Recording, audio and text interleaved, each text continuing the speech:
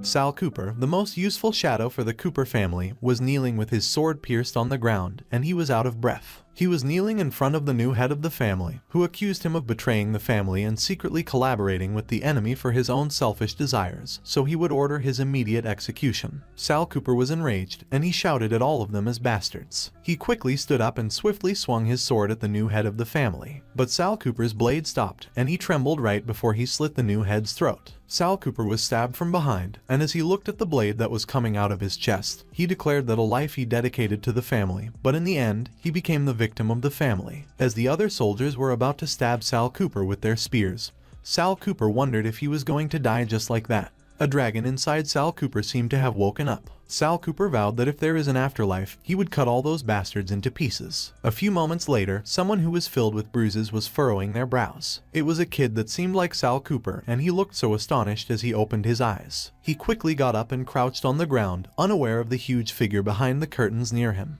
The little Sal Cooper wondered where he was and if it was hell, and he inquired why that place felt familiar. Suddenly, water splashed on him. A huge maid instructed that Sal Cooper should hurry up and wash himself off because someone will come to take him soon. Sal Cooper glared at the maid with a murderous look in his eyes. But the maid slapped him across the face, calling him a stinky bastard, and she questioned what he was looking at and if a little brat who hasn't even fully grown wants to turn against her. Sal Cooper was surprised when he heard the maid call him a little brat, so he turned to look at his reflection in the puddle of water on the floor. He began to snicker. Sal Cooper grinned evilly as he looked at his body. He realized that, although he was 3 years old, he had actually been reborn. Sal Cooper recollected that in his previous life, he was a member of the Shadows of Cooper family, and along with the other Shadows, he received the most severe training while growing up. Murder, arson, intel, and much more, as their name suggests, they did all the shady things for the family, and in return, the family also bestowed on them endless wealth and supreme glory. It was the reason why the Shadows endured those hardships willingly. As the illegitimate son of the family, Sal Cooper was determined to change his fate of being bullied by others, so he trained like hell to make up for the lack of his talent. But when he was not taken seriously, he offered to fight for the family. In order to complete the orders, Sal Cooper chopped off the heads of enemies and massacred the city. He fought again and again until he won every battle for the family. Sal Cooper was completely exhausted from the battle, and he thought he would be greeted with the supreme reward.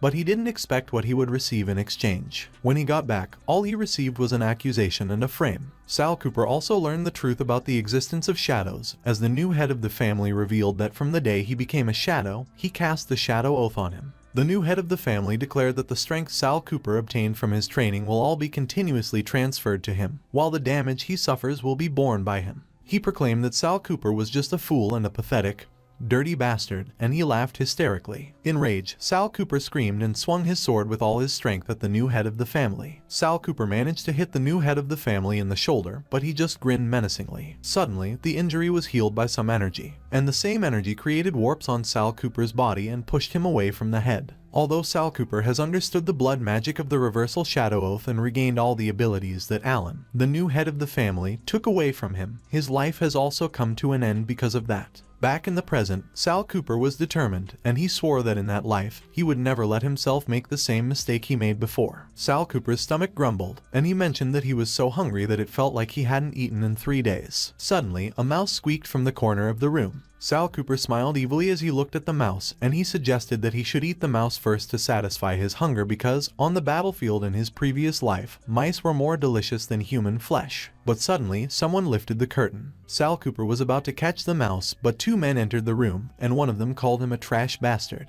One of them communicated that their master, Alan, wanted to see him, so he should come with them. As the men dragged Sal Cooper, he recounted that during that time in his previous life, he was chosen to become a shadow, but all his memories regarding the initiation had disappeared, so he figured that it must have been the time when he was cursed with the blood magic, the shadow oath. Sal Cooper smiled. Suddenly, he bit the hand of one of the men. The other man tried to shake Sal Cooper off as he tried to bite him, and as he cursed and inquired if Sal Cooper was a dog, the other man who got bitten insisted that he should catch him quickly. As Sal Cooper landed on the ground, the man who got beaten swung his fist at him, called him a bastard, and cautioned that he shouldn't be too arrogant. But the man was astonished when Sal Cooper managed to dodge his fist. Sal Cooper quickly grabbed the man's sword. The man screamed in pain as Sal Cooper swung the sword at him. As the man's arm fell into the ground with a loud thud, The other man looked terrified, and he was astonished that Sal Cooper actually knew how to use a sword. On the other hand, Sal Cooper was grinning evilly with the sword in his hand, and he asserted that the opportunity for his revenge had come. Shadow Oath is a form of ancient blood magic where the caster,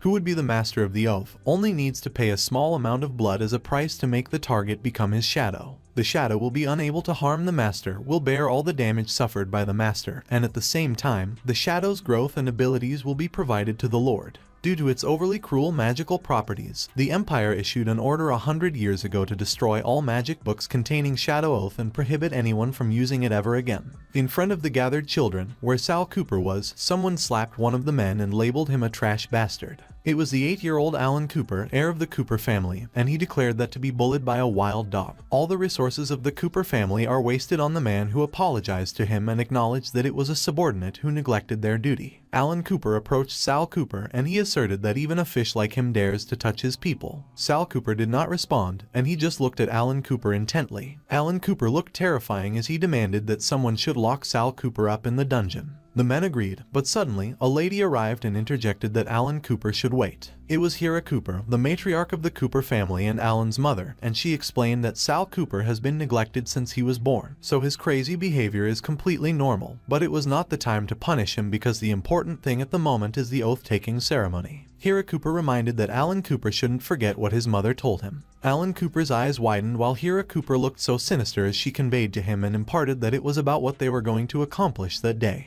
Looking at Sal Cooper, Alan Cooper voiced his confusion about why Hira Cooper insisted on choosing the lowly illegitimate child to be his shadow, so when he found the opportunity, he would definitely destroy him. Alan Cooper smiled at Hira Cooper and responded affirmatively while calling her mother. Hira Cooper turned around, and she announced that she would take those people out first and wouldn't disturb him while endearingly calling him their future little head of the family. As she walked away with the men, she instructed that they should clear the palace, leaving only Alan Cooper while the rest of them went out and cast soundproofing spells and not let anyone disturb him, and they complied. A few moments later, someone was clearing their throat and was pouring liquid into a cup. It was Alan Cooper, and as he raised his cup, he proclaimed that from that day onward, all of them would be members of the Shadow Army, so they should swear an oath for the family. The other children enthusiastically swore in the name of the Shadow and pledged that they will dedicate their lives to the family, and everything they have is given by the family and the family's order, while Sal Cooper was scrutinizing the drink in his hand. Sal Cooper smiled discreetly as the children affirmed that it was for the family. He drank the liquid in the cup. Suddenly, the cup fell to the floor. Sal Cooper and the rest of the children fell unconscious, and they were all lying on the ground. Pushing his finger into a blade, Alan Cooper looked so evil, and as he clicked his tongue, he mocked them a bunch of idiots and criticized that they couldn't tell the difference between drugs and holy water. Alan Cooper extended his hand, and his blood was dripping from one of his fingers. A magic circle was activated in front of him, and he declared that all of the children would provide their strength to him while all the harm he sustained would be suffered by them. A dark aura began crawling underneath Alan Cooper's feet. It began wrapping around the unconscious children. Alan Cooper looked so pleased as he remarked that he could feel the power pouring into his body, and as he wondered if the Shadow Oath was a success, he observed that he didn't expect it to be so simple, and he was a genius, so he had to convey the good news to his mother quickly. He quickly turned around and contacted his mother, but he suddenly felt a pang of pain in his knee. Alan Cooper looked so horrified as he fell to the floor, and he wondered why he couldn't move his legs. He wondered if it could be a side effect of the Shadow Oath, and he revealed that his mother didn't inform him about it. With tears in his eyes, Alan Cooper summoned his mother repeatedly and desperately. Alan Cooper was startled when someone announced that he really is a coward who only knows how to hide behind his mother. He slowly looked behind him to see who it was, and the person disclosed that it was a pity that, in order not to disturb him while he completed his Shadow Oath, his mother cast a soundproof spell, so no matter how loud he screamed, she wouldn't be able to hear him. It was Sal Cooper, and with a sword in his hand, he looked so sinister, which made Alan Cooper even more terrified. Alan Cooper asked Sal Cooper how he could be awake and how he knew about the Shadow Oath, but instead of answering his question, Sal Cooper inquired if he was scared and mentioned that he knew more than that. Sal Cooper looked so evil, and he speculated that he wondered how Alan Cooper would respond if he reversed the Shadow Oath. He raised the sword in his hand, and an aura began wrapping around it. Sal Cooper thrust the sword on the ground and broke the floor. Suddenly, Alan Cooper screamed in pain, and as he wondered why his heart hurt so much, he questioned Sal Cooper what he was going to do and insisted that he should cease it. Sal Cooper pulled the sword out of the floor and he echoed Alan Cooper's question. He recalled that in his previous life, he paid the price of his life to regain everything that belonged to him. Sal Cooper grinned, and as he lunged his sword forward, he confessed that he was just returning the favor. Suddenly, a loud scream could be heard from outside the palace, and Hira Cooper, who was standing by the door along with some men, heard it. One of the men announced that the spell shattered, and Hira Cooper quickly turned and summoned Alan Cooper's name with her face filled with worry. It was already evening, and the bright full moon was shining over the palace. Alan Cooper was on his bed with Hira Cooper by his side when an old man revealed that Alan Cooper was fine as he just fainted because he consumed too much magic power. And as for why the soundproofing spell broke, it was because a servant was distracted while casting a spell, but he had already ordered him to be executed. Hira Cooper suggested that they should throw the body away and feed it to the dogs, and the old man agreed. The old man noted that Alan Cooper seems a bit distracted because, after all, he is too young to do something like that, so it was inevitable that there would be a psychological burden. Meanwhile, Alan Cooper was in a daze because he was wondering why he felt like something happened there, but he couldn't seem to remember it. Suddenly, Hira Cooper caressed Alan Cooper's head lightly. She asserted that Alan Cooper shouldn't have to worry about those shadows because the world is like the jungle, but she was cut off. Alan Cooper slapped her hand and demanded her what she meant when she mentioned worry. He looked so terrifying as he proclaimed that he was the future head of the Cooper family, and those bastards were born to die for him. Hira Cooper was moved when Alan queried her if he was right. Unaware of the silhouette by the window, Hira Cooper laughed as she confirmed that Alan Cooper is right, and that she is indeed her son. So if he wanted any reward, he should just tell her, and Alan Cooper responded affirmatively and that she is the best. Sal Cooper was the one standing by the window, and he scoffed that their mother and son bond is really deep, but it was a pity. Releasing a buzzing aura in his hand, Sal Cooper declared that from that day onward, Alan Cooper was his shadow. Sal Cooper reminisced that in his previous life, while fighting for the family, he discovered a blood magic catalog that contained the Shadow Oath. He joyfully shared it with the family, but he didn't realize that he had already become a victim of the family. Fortunately, he took a look at the contents of the catalog and combined it with the experience of regaining his power back in his previous life, so all it took was a little blood to reverse the Shadow Oath. Sal Cooper looked so pleased, but he admitted that nonetheless, he was still too young to fight them, so he must become strong from that day onward. His eyes were filled with determination as he thought about the first step to getting stronger. In the volcanic mountains, it was a test site designed by the Cooper family to pick those shadows who were strong enough to sacrifice themselves for the family. Like Prometheus, who stole the fire for the sake of mankind and sacrificed himself by enduring the eagle's pecking day and night. The Cooper family also threw the children under the age of 10 below the volcanic mountains, and they let them walk through the thorns and let the eagles eat their flesh. Even if they were dying, they are not allowed to give up until the first shadow reaches the top, receives the blessing of the eagle called Griffin, and obtains a body that will not be hurt no matter how much it is pecked or attacked. Back in the present, a man was instructing the children that they only have 3 days, and no matter what method they use, they only have one objective. The man was Enos Walker, the Shadow's trainer, and he emphasized that their objective was to reach the peak of the mountain alive. Enos Walker reminded that, of course, they shouldn't forget that anyone who gives up will be executed after 3 days. Pulling out a whistle, Enos Walker declared that for their bright future, they should get going. He blew on the whistle, and the children began running for their lives. Enos Walker suddenly furrowed his brow when he noticed something. He saw Sal Cooper walking nonchalantly, and he remarked that the kid was calm. While Sal Cooper was walking on a different path than the other children, the other man announced that he was Sal Cooper, the illegitimate son who offended Alan Cooper the other day, and Enos Walker immediately recognized him. Sal Cooper started climbing up the mountain on the steep path that he had chosen. The men began laughing, and the other man observed that Sal Cooper didn't take the slope path and was climbing up the mountain with his bare hands instead, so he was probably going to fall without even reaching the halfway point, and Enos Walker mused that Sal Cooper is an idiot. The man asked Enos Walker if they should go over and collect Sal Cooper's corpse at the moment, and Enos Walker replied no and suggested that they should wait. Enos Walker grinned evilly as he opened his watch, and he proposed that he just had a funny idea because it was about time for the guy to come out. A huge flying creature suddenly appeared in the sky,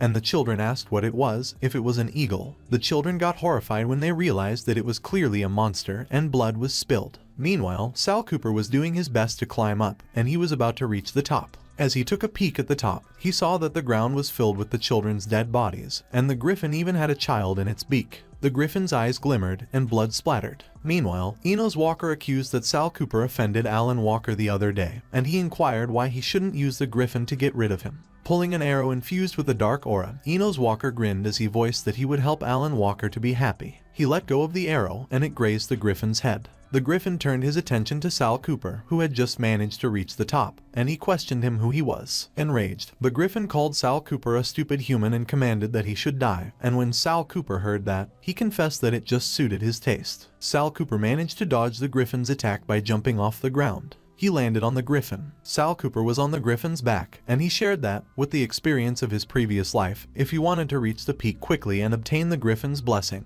he knew what to do. He raised his sword with a grin on his face as he vowed that he just had to tame the Griffin. Sal Cooper dug his sword into the Griffin's head. He quickly jumped away from the Griffin after he delivered the attack, and he remarked that the Griffin is a stubborn monster with the intelligence of a human, and if he doesn't defeat it completely, it will not be tamed. Sal Cooper charged forward as he declared that he could only use that trick at the moment. He waved his sword and tried to slash the Griffin's talons, but the Griffin managed to dodge it. The Griffin began gathering energy in its mouth. It became a whirlwind, and it blew Sal Cooper away. Sal Cooper screamed as he was falling headfirst from the mountain, but he managed to grab the edge of the mountain, and he exclaimed that he had luckily caught it. Climbing back up, Sal Cooper cursed in his mind as he admitted that he was careless because he was currently 3 years old and not 30, so it doesn't matter even if he remembers all the sword styles of his past life. Sal Cooper observed that with his current body size and weight, he would be slapped away by the Griffin before he even got close to it. He saw the cave above him, and he had an idea as long as he reached the cave. The Griffin began gathering its energy again, and Sal Cooper was preparing himself. As Sal Cooper managed to dodge the attack, he noted that it was a strong wind blow. He kept on dodging the Griffin's attack, and he explained that every time the Griffin exhales a wind blow from its mouth, its wind power increases from level 1 to level 10, so if it reaches the 10th wind blow, even if it's 100 of him, he won't be able to escape. Suddenly, Sal Cooper realized something.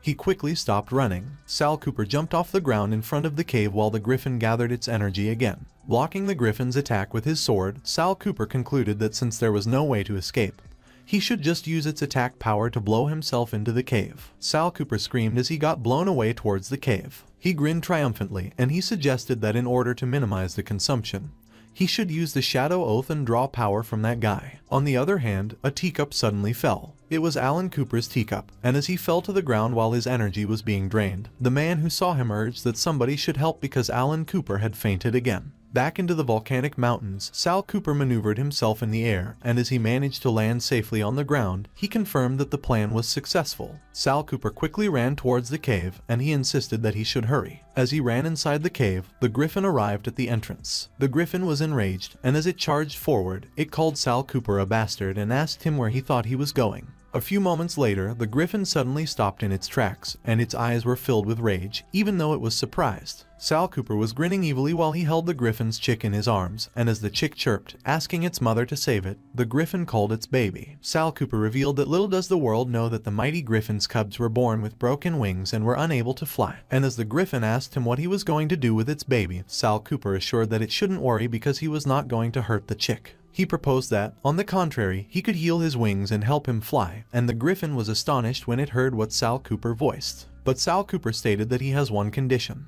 A few moments later, the man remarked to Eno's walker that he didn't hear any sound, and Eno's walker asserted that Sal Cooper must have been eaten by the Griffin, so they should go and report it to Alan Cooper as they would definitely get some reward. And the other man chuckled and proposed that it was a good idea, so they should go. But horror filled their eyes when they saw the Griffin appear behind them, and Sal Cooper was riding on it. Sal Cooper declared that they would have to wait for Alan Cooper in hell, and the men were taken aback when they realized it was him. The Griffin charged to attack the men, and one of them tried to run away and pleaded for help. In an instant, the men were already in the Griffin's mouth. The Griffin proclaimed that it had done what it promised Sal Cooper, so it was time to fulfill his promise to it, and Sal Cooper concurred and suggested that they should go to the northern part of that mountain range. A few moments later, the two of them stood in front of a huge door, and Sal Cooper revealed that it was the Land of Stone. The Griffin announced that, as they agreed, Sal Cooper would get the Sword of Perseus, and it would get the Medusa's blood, which could heal everything, which Sal Cooper acknowledged and confirmed that it was no problem. But unbeknownst to the Griffin, Sal Cooper was thinking that, sadly, his goal was not the sword, let alone helping the Griffin. The Griffin pushed the door to open it. As the door in front of them opened, Sal Cooper disclosed that what he wanted was to use the Griffin to destroy that stone land. a statue of Medusa greeted them. The statue was so huge, and it has a magic circle beneath it and is surrounded by statues of humans wearing cloaks. The statues attacked the griffin, and as it cursed and asked when those stupid statues moved, Sal ran away and replied that he didn't know either. The griffin used its sharp claws to destroy one of the statues, and it shattered into pieces. But the broken pieces of the statue lying on the ground started glowing. Those broken pieces started to gather, and Sal was surprised that he asked if it could reconstruct itself and slowly become one. Sal was horrified when he recognized the statues as Dano, Ennio, and Pemfredo, and he explained that those 3 statues don't have the 5 organs, just like the Gree sisters in mythology, and they share the same eye and the same tooth. The griffin informed that because they and Medusa are the daughters of sea deities, they have the ability to control seawater. One of the statues appeared in front of the griffin, and Sal yelled that they should run. The statue raised its arm, and as huge waves started to chase them. The griffin asked Sal what the point of running was and urged that he should hurry up and think of a way to find the sword, to which Sal responded and mentioned that he was searching for it. The griffin warned that if that goes on, the place will collapse and they will all die there. Sal was agitated, and he insisted that he was looking, and maybe there is a way written on the runes at the wall. But he smiled evilly as he thought that it was very good and that was it. They should collapse the secret realm and bury everything within. Sal was running towards a portal, and he thought that he would escape from that secret tunnel that he discovered in his previous life. But he suddenly stopped running, as he thought that that amount of destruction was not enough. Sal pointed above as he called the griffin, and he revealed that the runes say that they should remove the eye from up there, and the statues will stop attacking. When the griffin saw what Sal was pointing at, she asked to confirm if it was the eye above. The griffin flapped its wings and flew towards the eye. She declared that in that case she would remove it and grab the eye with her beak. The wave started to subside as the griffin flew away from the ceiling. The statue screamed in pain and began melting. As the griffin saw that the statue turned into a huge puddle of water, she commented that it actually turned into water, and it was impressive. Sal remarked that it was because the runes say that Perseus discovered the location of Medusa only after stealing the eye of the Gree sisters, so the eye is the Gree sisters' weakness. The griffin inquired Sal about the sword, where the blood that could treat her offspring was, and if the runes said anything. Sal pointed to his side and indicated that the sword was right there and the griffin should look. The griffin turned to look at where Sal was pointing and saw the sword that was stuck on the ground. Sal stated that Perseus used that sword to behead Medusa, spilling both red and green blood. He mentioned that the red blood could poison all living souls to death while the green blood could heal all illnesses. The eyes of the Medusa statue lit up while Sal noted that those were just legends, but as for that secret realm, there is another secret, and as the griffin asked about the secret, Sal smiled pensively. Sal revealed that the emergence of the sword of Perseus is the time of Medusa's revival, and the eyes of the Medusa statue glowered at them. The Medusa statue suddenly moved and attacked the griffin, which was caught off guard. Medusa attacked the griffin using its snake hairs, and there was a huge explosion of aura. While Medusa was preoccupied with attacking the griffin, Sal started running away while he thought that it was alright and it was time to leave. Sal ran towards the secret portal, and he thought that once Medusa is activated, it won't stop unless they behead it with the sword of Perseus. But Sal was alarmed when he noticed something behind him. A huge snake statue attacked him, and he managed to dodge it.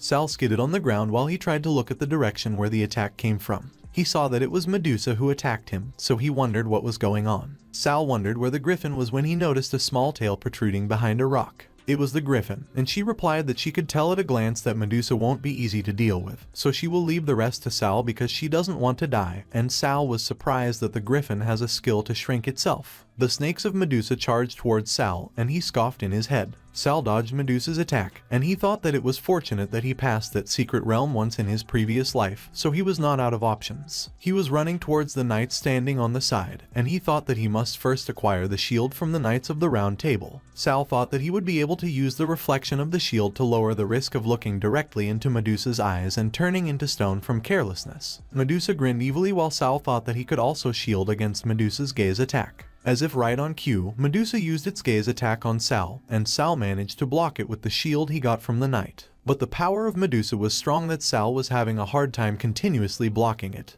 and was groaning in pain. Sal was not able to hold much longer, and he was blown away by Medusa's attack while coughing up blood. While he was lying on the ground, Sal thought that it was not enough to just have the shield. Looking at the rocks behind Medusa, Sal thought that the secret exit had been destroyed. Sal thought that with the level of his talents, he couldn't wield the sword of Perseus, but he negated his thoughts and started running towards the sword. Medusa was chasing after Sal, and while Sal extended his hand to grab the sword, he thought that he wouldn't know if he didn't try, and if he didn't give it his all, he would die that day. Sal grabbed the sword and thought that he would do it even if he had to put everything he had at stake. He was able to pull the sword from the ground, and he couldn't help but be surprised that the sword was easily picked up by him. But one of Medusa's snakes pierced through his torso, and as Sal coughed up blood, he wondered why. The sword of Perseus was dragged on the ground, and it was raised again. Medusa raised Sal off the ground to take a good look at him while Sal was still wondering why and questioned if the rank of his talent wasn't too low to hold the sword. Sal recalled his past, where Alan questioned him for wanting to stain the holy sword when he was a mere D-rank talent, and he wondered where he went wrong.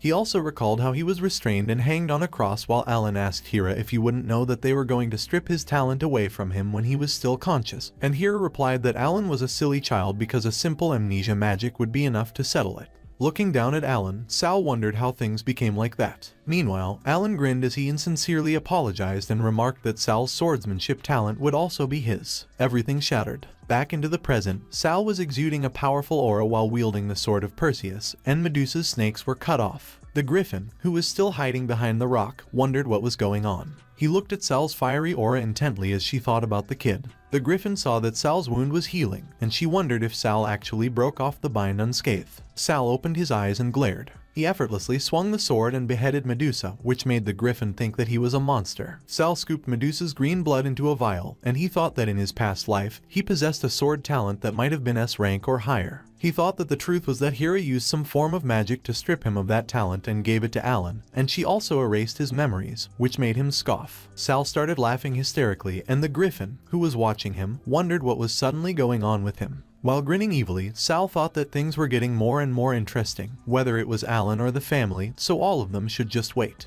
The griffin slowly backed away as he thought that he shouldn't care and that he would take that chance to hurriedly scurry away while Sal was going crazy. But the griffin was startled when Sal called him and remarked that he should come towards him. The griffin nervously addressed Sal as his lord while he asked him why he called him, and in his mind, he just realized that he was an S-rank monster and wondered why he was afraid of Sal. Sal inquired if the griffin's head was made of metal, which confused the griffin. A few moments later, the griffin burst out of the secret realm. Sal was riding on the griffin's back, and with huge bumps on his head, the griffin thought that Sal was a brat that was making use of him to destroy the secret realm right from the start. But since Sal could treat his offspring, he would let it pass. Meanwhile, the secret realm was buried underneath the rubbles. Suddenly, Medusa's face emerged, and its essence was being absorbed by some sort of circular item that has her face as a symbol. The face on the item suddenly opened, and its eyes glinted. On the other hand, the griffin was back in his nest, and as he called Sal, he mentioned that with his title as the griffin, she would bless him. Golden light wrapped around Sal as the griffin declared that she would bless him with a body that would never be injured no matter how he was attacked. Sal was in awe as he observed his body, and he thought that it felt like his body had strengthened and some of his minor injuries had healed, which was good because reducing his body's injuries meant that he wouldn't need to constantly transfer his injuries to Alan anymore, which could make Hera suspicious. He thought that furthermore, he must hide his S-rank sword talent in the meantime, or he would be inviting unwanted trouble. As the griffin's offspring peeked from behind, Sal gave the vial containing Medusa's green blood to the griffin,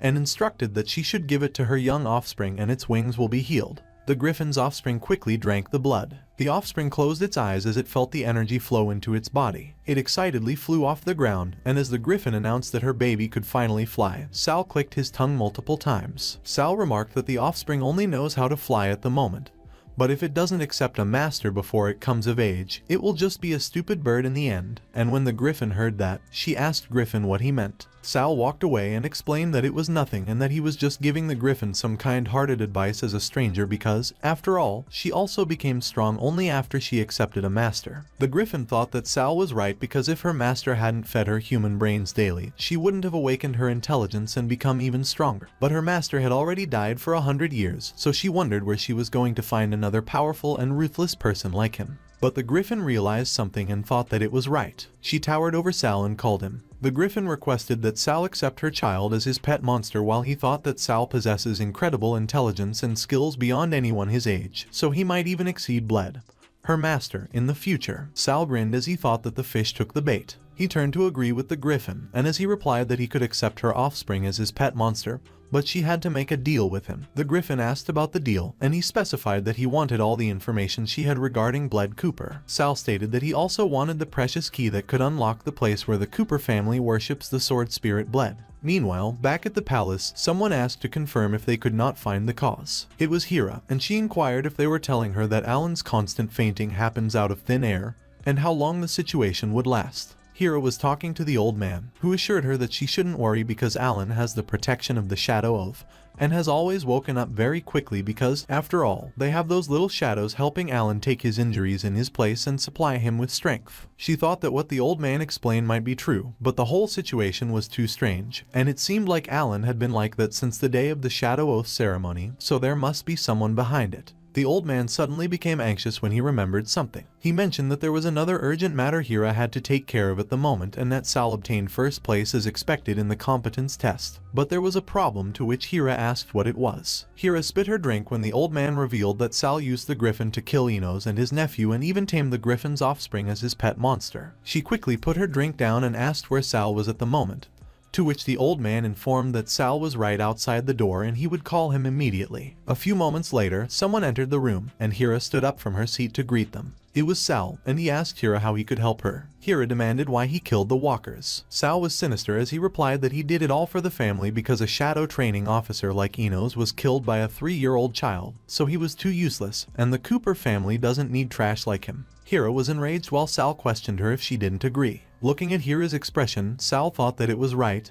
That was the expression. Sal thought that it was anger and hatred, but even if Hira brings out all her cards, he will never be afraid. Hira's expression suddenly changed into a smile, and as she called Doug, the old man, she instructed that he should reward Sal with recuperation in the Eden Spring, which surprised Sal. Sal bowed to Hira and thanked her while he thought that Eden Spring was a coincidence. A few moments later, Sal left and closed the door. Hira immediately commanded that Doug should accelerate the research for the deprivation magic because before the Sword Spirit inheritance ceremony, Sal's talent must be stripped for Alan's use, and as Doug agreed, she reflected that if the secret that Alan has no talent for swordsmanship is exposed, his position as the heir will be shaken. She was enraged again as she thought that Sal was a brat and that she would let him off at that time, but she would see how arrogant he was when the time came. On the other hand, at Eden Spring, the place was brightly lit. Some kids who were bathing in the spring were glaring at Sal as he walked past them, but he was unaware of it as he was thinking about something deeply. Sal recalled that the Griffin mentioned that before Bled's death, he used forbidden magic to seal his soul under the Eden Spring, and his purpose was to pass on the swordsmanship he had acquired throughout his life to the heir that possessed S-rank swordsmanship talent,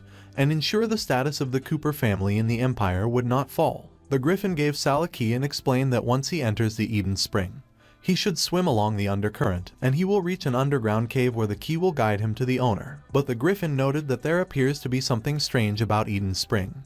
But she has been separated from Bled for too long, and she doesn't even know the exact requirements. However, the only thing she could tell him was that the owner uses blood magic and it won't be easy to deal with. Back in the present, Sal remarked that the blood magic was odd, and he thought that it looked like it wouldn't be easy getting the swordsmanship inheritance before Alan. Suddenly, one of the kids on the spring near Sal asked if he was the Sal Cooper that got first place in the competence training, to which another kid confirmed that it was right, and he even tamed the offspring of the Griffin, to which the first kid exclaimed that it was amazing. But Renault Ors, the son of the Cooper family's stablekeeper, and Lucien's, Renault's little sidekick, arrived, and the kid was alarmed when Lucien questioned him what was amazing about that when Sal was just the son of a prostitute. Renault congratulated Sal and mentioned that he didn't expect someone as thin as a monkey like him to run as fast as one and become the first to reach the summit, which made Lucien laugh hysterically while he confirmed that it was right. Sal recalled that in his previous life, on the surface, those two were his subordinates, but in reality, they were pawns placed beside him by Alan, and they fabricated baseless accusations of him collaborating with the enemy nation, and because they had Alan supporting them, they got used to getting their way.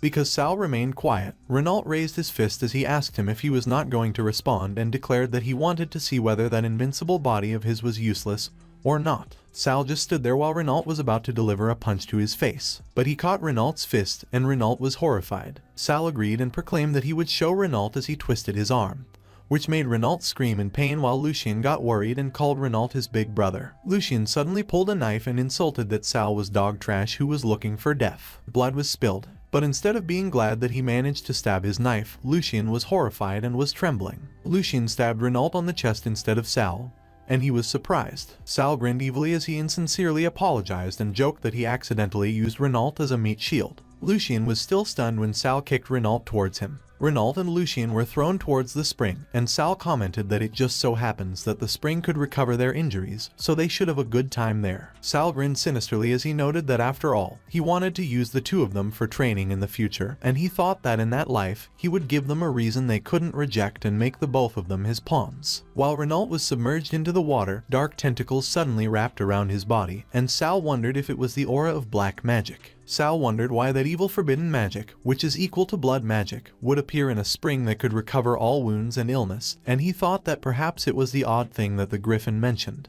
But Sal thought that regardless, he could not enter that water, so he had to think of a way to get into the bottom of the spring without touching a drip of water. Suddenly, a little girl was being dragged by a man, and as she asked for help, Sal was taken aback, and he commented that the voice was familiar. The man dragging the little girl shouted that she can't even serve tea and water properly, so he thought that she was asking for a beating. But the little girl, whom Sal recognized as Andrea, begged that she didn't do it on purpose and requested that the man let go of her. The man got more enraged, and he raised his hand as he threatened that Andrea still dares to talk back to him. But before the man could explain what he would do to Andrea, his eyes became misaligned, and his face seemed to have been sliced. It was Sal who sliced the man in half with his sword, and while Andrea was stunned, the other kids screamed. As the man's sliced body splattered on the floor, one of the kids running away exclaimed that it was murder, so they should quickly go and report it, and they should run. Meanwhile, Sal extended his hand towards Andrea and asked her if she was all right. In Andrea's perspective, flowers were blooming everywhere and Sal was sparkling, so she wondered if he was a prince. On the other hand, in Sal's perspective, Andrea was trembling as she looked up to him with her fearful eyes, and he wondered if he scared her. Sal awkwardly scratched his head as he pulled his hand away, and he stuttered as he apologized to Andrea if he scared her, but Andrea replied no. Andrea thanked Sal for saving her, and as she introduced herself, she asked Sal what his name was. Sal recalled how Andrea healed him while she mentioned that he should look at himself and asked how he got hurt, and he thought that Andrea was his best friend in his previous life and she possesses a magic talent that surpasses anyone her age.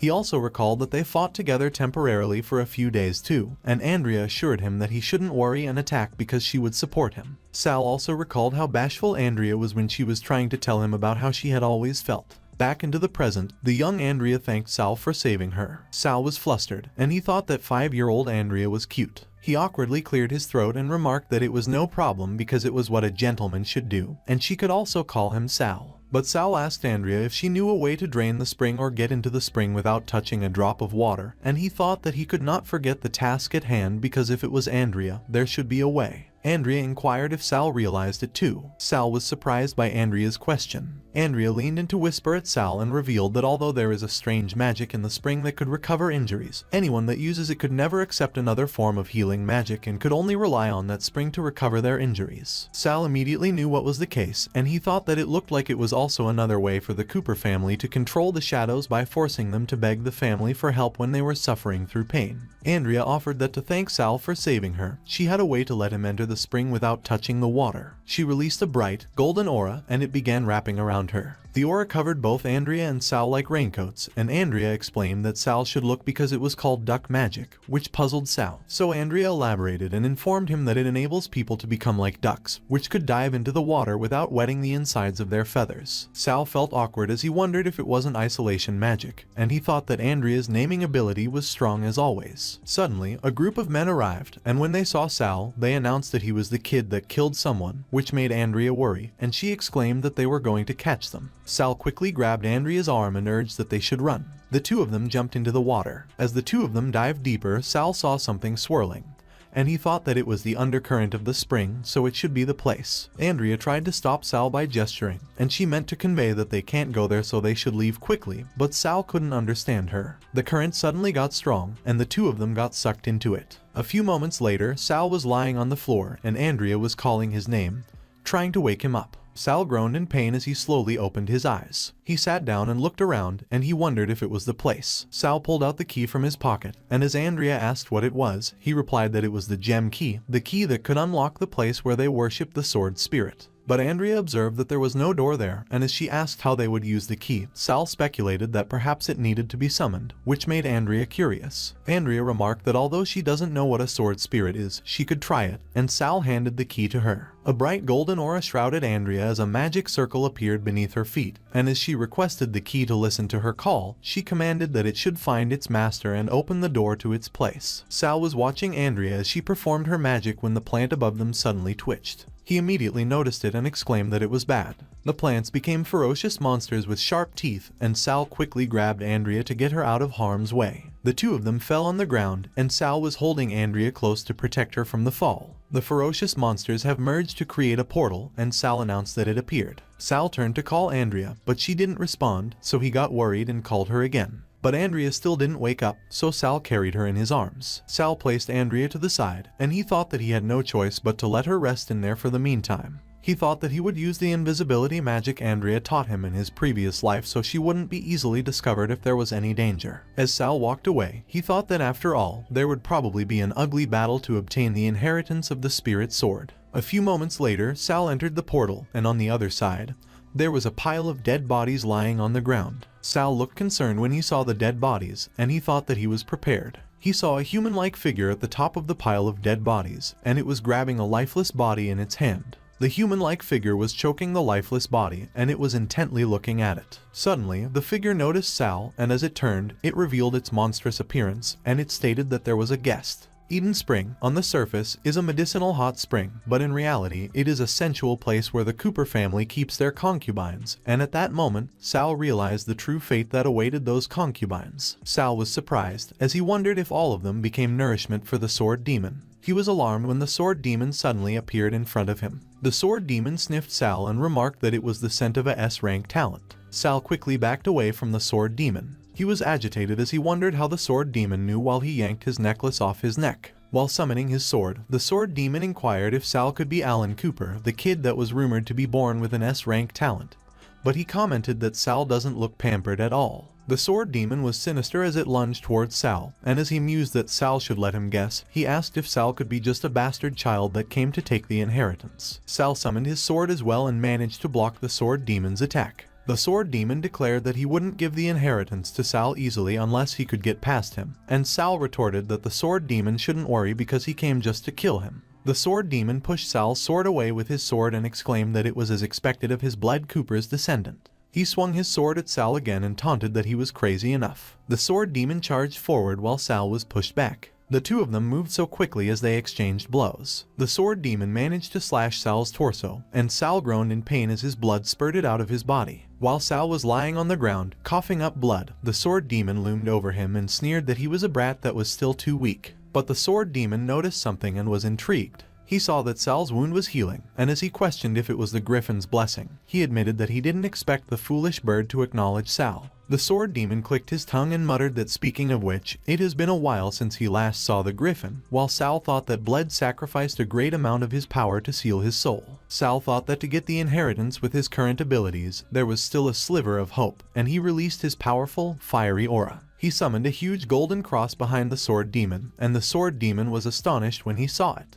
The sword demon's palms were pierced by the golden aura, and as he got pinned on the cross, he queried if it was magic restrictive blood formation and started screaming in pain. Sal declared that the sword demon had been dead for too long, and he didn't know that in those 100 years, the Empire had already researched and developed techniques to deal with blood magic. He charged forward to plunge his sword and asserted that at that moment, all he had to do was take the sword demon's heart and he would forcefully receive the inheritance. The sword demon screamed and shouted no when he saw Sal's sword coming at him. But suddenly, the sword demon smiled sinisterly. Sal was surprised that he was stunned when the sword demon suddenly appeared beside him while feigning fear, and claimed that he was scared. He quickly backed away from the sword demon, and the sword demon laughed hysterically as it remarked that it was very interesting as it had been a while since he played with a little mouse. Blood started dripping out of the sword demon's hand. The sword demon smiled evilly as he declared that the game was already over, so he was not playing anymore. Hooded skeletal figures were summoned using the sword demon's blood on the ground, and he acknowledged that Sal does possess some ability and talent. All those summons charged at Sal, and the sword demon stated that it was just that Sal's ability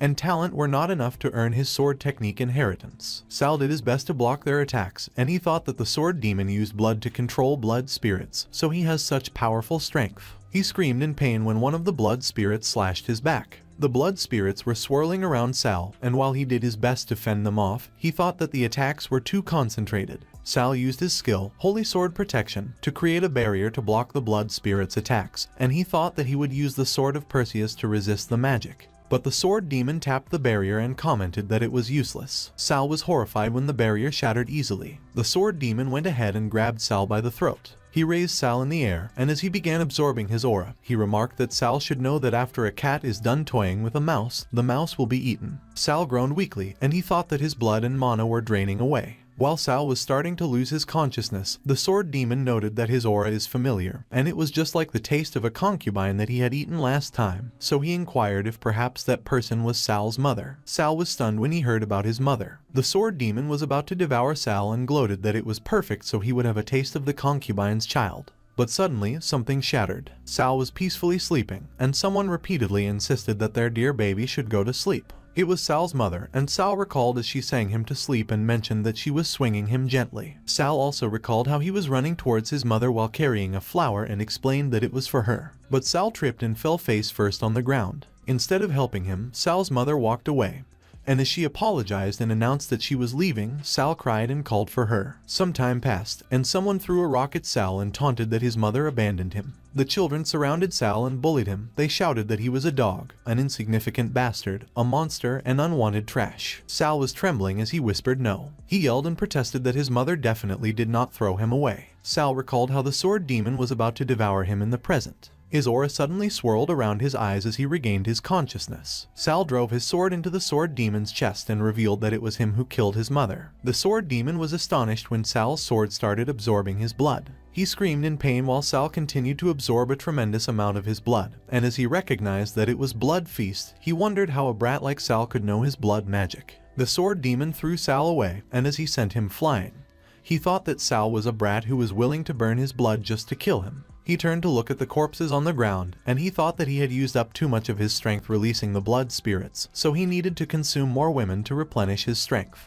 While the sword demon was devouring one of the corpses, Sal approached him from behind and inquired if it was delicious. Sal's eyes were white, and he demanded if his mother was delicious while he plunged his sword at the horrified sword demon. The sword demon's blood was spilled, and the crying image of Sal's mother calling for him shattered. Sal's eyes returned to normal, and he was astonished as he called for his mother. He saw that his sword was pierced through the sword demon's head while he was releasing his fiery aura. Sal pulled his sword, and the sword demon fell to the ground. The sword demon thought that Sal had gone mad, so he had to eat more concubines, otherwise he was afraid that he would perish. But Sal dug his sword into the sword demon's body again. He was sinister as he drove his sword deeper into the sword demon's body while the sword demon begged that Sal shouldn't kill him because he could possess his sword and become his sword spirit and enhance his power. But the sword demon was not able to finish what he was about to utter as Sal did not listen and continued to dig his sword until it went through his chest. Sal emotionlessly looked at the sword demon and declared that he was not worthy. The sword demon turned into blood, which splattered all over the place. Some of the blood had gathered to form an orb and stated that the swordsmanship inheritance would be imprinted within the body after absorption. Sal dropped his sword into the pool of blood on the ground. As the orb of blood scattered and rained down on him, Sal thought that he almost forgot that he had been motherless since birth, and all those were just his pathetic delusions. So he was a pitiful monster. But as Sal looked at his reflection, he saw the image of his mother embracing him, and she reassured him that he was not a monster because he has always been by his side. Someone suddenly called Sal from behind, and he turned to see who it was. It was Andrea, and she was worried as she ran towards Sal and asked if he was okay. Sal looked at Andrea with his eyes void of emotions while Andrea questioned why he was covered in blood, where he was hurt, and insisted that he should let her heal him. He was stunned when Andrea began healing him. Sal recalled that in the previous life, Andrea too met the same fate as the concubines. He suddenly hugged Andrea, and she was surprised and puzzled. While he was still hugging Andrea, Sal looked determined as he thought that in that life he would not let tragedy repeat itself. The disappearance of the sword demon caused a commotion within the family, resulting in the sentencing of all guardians of Eden Spring to death, and after witnessing Sal's ruthlessness, the servants never dared to bully Andrea again. And amidst the lies, Sal was accused of being the cause of the sword demon's disappearance, but without evidence, here it could only intensify the persecution, confinement, withdrawing blood, and poison, but Sal survived all of them unscathed. 4 years later, at the Cooper family training ground, a man screamed in pain as he got pushed by an attack that he blocked with his sword. It was Alan who dealt the attack, and as the man asked him to have mercy, Alan asked him if he wanted to defeat him with that level of ability, but the man replied that he wouldn't dare because Alan was very powerful. Duke Hugh Isaac, the Isaac family head, and Duke Leon Cooper, the Cooper family head, were watching the fight when Hugh remarked that he had long heard that the esteemed family's young master, Alan, was born with S-grade swordsmanship talent, and after seeing it that day, it looked like the rumors were right, and Leon cleared his throat as he noted that Hugh was flattering them. But someone screamed and urged them to look over there. That scream caught both Hugh and Leon's attention, and they both turned to look at the direction where it was coming from. They were looking towards Sal, and as multiple enemies charged towards him, the audience was amazed while Sal muttered that it was noisy. Sal calmly raised his sword, and as he poured his aura into it, he used his skill, Shadow Blade. He swung his sword and released his aura as he used his sword wind follow-up attack to eliminate the enemies. In an instant, all of Sal's enemies were lying on the ground, and Hugh seemed to have recognized those number of moves. While looking at the confident Sal, Hugh commented that ordinary people at that age would still be in the position of Iron Sword Apprentice, but Sal has clearly reached the stage of Silver Sword Guardian, which was incredible. Alan was pissed when he saw what Sal did, and he thought that the bastard dared to steal his thunder. He pointed his sword at Sal and rudely challenged him if he dared to duel one round with him. Sal was amused, and he thought that if Alan's talent from the previous life was stripped from him, he was wondering what his true ability would be. He confidently agreed while thinking that he would take that chance to see Alan's skills, while Alan grinned as he responded that they should bring it on as he thought that it was the perfect chance to pretend to act as if he killed Sal accidentally. The other guys started to gather around Sal and Alan, and as one of them cheered Alan and encouraged him to defeat Sal, another one agreed and remarked that it was right and that they should let Sal see who is the real sword genius. Alan dug his feet on the ground, and he quickly changed to attack Sal, and as Sal blocked his attack, he thought that it was very good and he could win. But to Alan's surprise, Sal was not putting in any effort in the fight that he even yawned, and as he advised him to use more force, he asked him if Hero was not feeding him enough. Sal swung his sword and pushed Alan away. Alan was agitated, and as he yelled and charged forward with his aura-imbued sword, he thought that it was impossible because Hera assured him that no one is his match in his family with his current strength. But Sal effortlessly dodged Alan's attack, and he thought that it was weak that even the magic power imbued onto the sword was thin, and it was obvious that it was artificially enhanced, so it looked like he was worried for nothing because Alan doesn't have swordsmanship talent at all. Alan got anxious when Sal jumped behind him and announced that he would show him what a real strike looks like. Sal's image was reflected on Alan's eyes as he charged forward with his sword. He used his skill, Shadow Blade, thrust third form, and Alan screamed in pain as the attack hit his eye. The other guys quickly ran towards Alan and called him with worry while Alan was writhing and screaming in pain on the ground, and he kept mentioning his eye. Suddenly someone laughed. It was Hugh, and he remarked that it looked like he judged wrongly because Alan's ability was nothing much, and as he asked Leon if those servants he defeated earlier weren't acting, Leon retorted that Hugh was being disrespectful. Hugh half-heartedly apologized and added that after all, Alan and his younger sister are engaged, and he doesn't want his younger sister to be married to a useless man. Leon retorted that Hugh was worrying too much because if the royal family hasn't granted that marriage, no one knows if his sister would even have been able to get married. And as Hugh challenged Leon to repeat that for him, the two of them glared at each other, sparking tension between them. Hugh chose to walk away and mentioned that he won't disturb Leon any further, but he shouldn't forget their two families' joint operation in 10 days and bid him goodbye. Meanwhile, Leon was pissed, and he was thinking that Alan was trash. He asked one of the maids what the little shadow was called, and she replied that his name was Sal, the child of one of his mistresses, but as for which mistress, it wasn't recorded. Leon was amused when he heard that Sal was his son, and as he thought that it was no wonder Sal's sword talent was good, he ordered that the maid should bring Sal to his study room, to which she agreed. Evening came, and a candle was lighting up a room in the palace. Leon's eyes were glowing and he seemed to be intently looking at something. He was looking at Sal, who was kneeling in front of him and asking him what his orders were. Leon thought that he couldn't sense any talent power at all, so he wondered if Sal was intentionally hiding his true ability to steal the position of heir in the future, and he thought that it was crafty, but in the end, Sal was just a little brat, so he was too easy to read. He grabbed a sword by the table and instructed that in 10 days, Sal will lead the Shadow Squad 10 and head towards the Lost Crystal City together with the Isaac family to retrieve the dragon egg. Leon handed the sword to Sal and informed him that it was the sword that could activate the teleportation to Crystal City. Sal thought that in order to retrieve the dragon egg, one will anger the demonic dragon within no matter what they do, so Leon must not have good intentions to send him there. He thought that there was no way he could miss the chance to earn a dragon egg, so he accepted the sword and assured him that he would do what his master wished.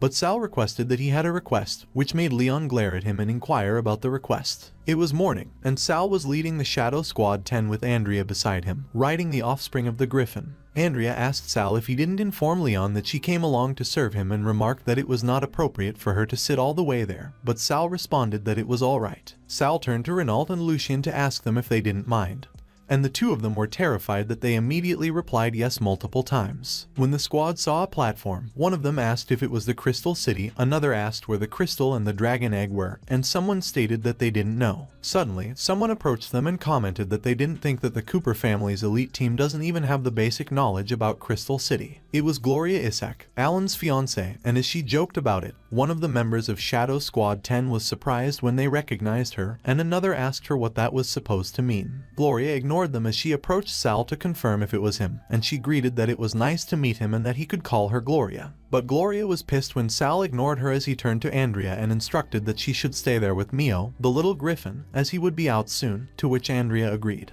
When Sal started walking up the stairs, Gloria chased after him, and as she rudely called his name, she shouted that she was talking to him. Sal politely addressed Gloria and informed that if they don't activate the portal together before the sun sets, the trip will be wanted, which made Gloria click her tongue. He recalled how Gloria pestered him in the past and suggested that he should train with her, which made him anxious, and he thought that he still met the troublesome woman in the end. Sal grabbed his sword as he thought that it was whatever because he would just pray that the stupid bird Mio could successfully finish the mission given to it. Gloria and Sal both stood at the center of the altar as they drew their sword and pierced it on the ground, which caused the altar to glow, and as one of the Shadow Squad 10 was surprised that it was glowing. One of the Isaac Knights explained that the altar is a teleportation formation, and that he was a Cooper bumpkin, to which the kid from Shadow Squad 10 retorted that he should shut up. As the teams got teleported into Crystal City, they were amazed, and as one of them exclaimed that it was what a Crystal City should look like, another marveled that it was beautiful, but they asked if the legendary demonic dragon egg was really in a place like that. Suddenly, one of the Isaac Knights thought that he was going to kill those Cooper family soldiers and bring the dragon egg back for the Isaac family, and as he moved forward to grab one of the swords on the altar, Sal noticed, and he immediately got alarmed and thought that it was bad. The knight pulled out the sword as he thought that the family head would definitely reward him. Swirling auras suddenly appeared in the sky, and Sal warned that everyone should fall back quickly. Something crashed on the ground, and the impact was powerful that both Sal and Gloria had to protect themselves with their arms. When the dust dissipated, everyone screamed when they saw that they were surrounded, and as one of them recognized that it was the light sentinel that protects Crystal City, someone shouted that they should prepare to engage while the knight who pulled the sword called for his mommy and pleaded that she save him. Gloria immediately wielded her sword and scorned that the knight was trash. She used her skill, Thorn Slash, to eliminate the light sentinel hovering over the knight, and the knight was surprised. Gloria quickly scolded the knight, and as she asked him who authorized to act on his own, the knight claimed that he did it for the family, but Gloria contended that she thinks that he was doing it for himself. The knight suddenly warned Gloria and alerted that they were behind her as two light sentinels were charging at her from behind, which made Gloria freeze, and all she could do was curse. But Gloria was astonished when multiple slashing auras suddenly eliminated the light sentinels. It was Sal who delivered the attack, but there were still light sentinels surrounding them. Sal raised his sword and commanded that all shadows should heed his command and get into formation. The Shadow Squad 10 immediately answered yes and unsheathed their swords. As they went into formation, they dug their swords on the ground, and shadows started coming out of them. Sal used his sword and directed the shadows. The shadows were directed at the light sentinels, and they let out a confused howl as they got restrained by the shadows. Sal charged forward while releasing his fiery aura, and he thought that he wanted to see where their power of light was stronger or whether their power of shadow would win. He released multiple slashing auras and eliminated all the light sentinels that were restrained.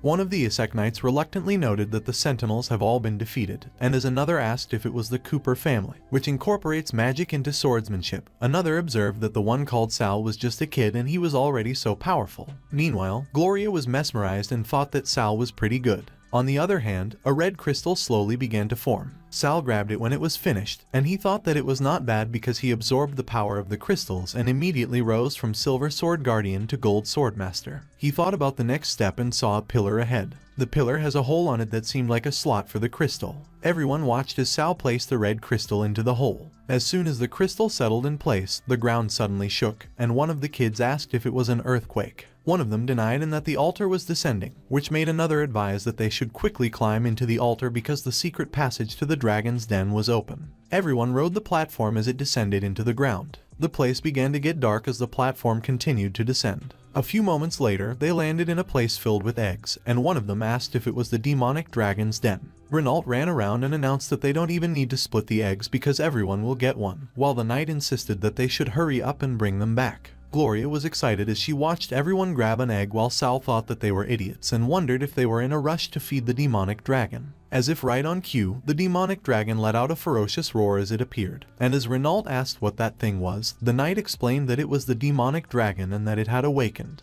Everyone started to run away while Gloria and Sal drew their swords, and as Gloria urged that everyone should stay calm and get ready to fight, Sal offered that he would cover the rear while all of them would take the dragon eggs and leave. But while everyone was preoccupied with the demonic dragon, Lucien was taken aback when the platform started to lift off the ground. The others heard the platform rumble, and as they inquired what the commotion was, they saw Gray, the man with Shadow Squad 10, who was operating the platform with a dragon egg in his arms, and they demanded to know what he was doing. Gray recalled that Leon instructed that he should use the shadows to hold the dragon back, and after he has secured the dragon eggs, he should destroy the teleportation altar because they can't let the Isak family have a chance while Sal would be on his own. So Gray apologized to everyone and declared that the Empire could only have one family that possesses the dragon egg, and that is the Cooper family. As the platform continued to rise up, Gray proclaimed that the others should sacrifice themselves for the family as he was out of there, and the others shouted that he was an asshole, demanding that he come back right that instant. On the other hand, some people were still charging forward.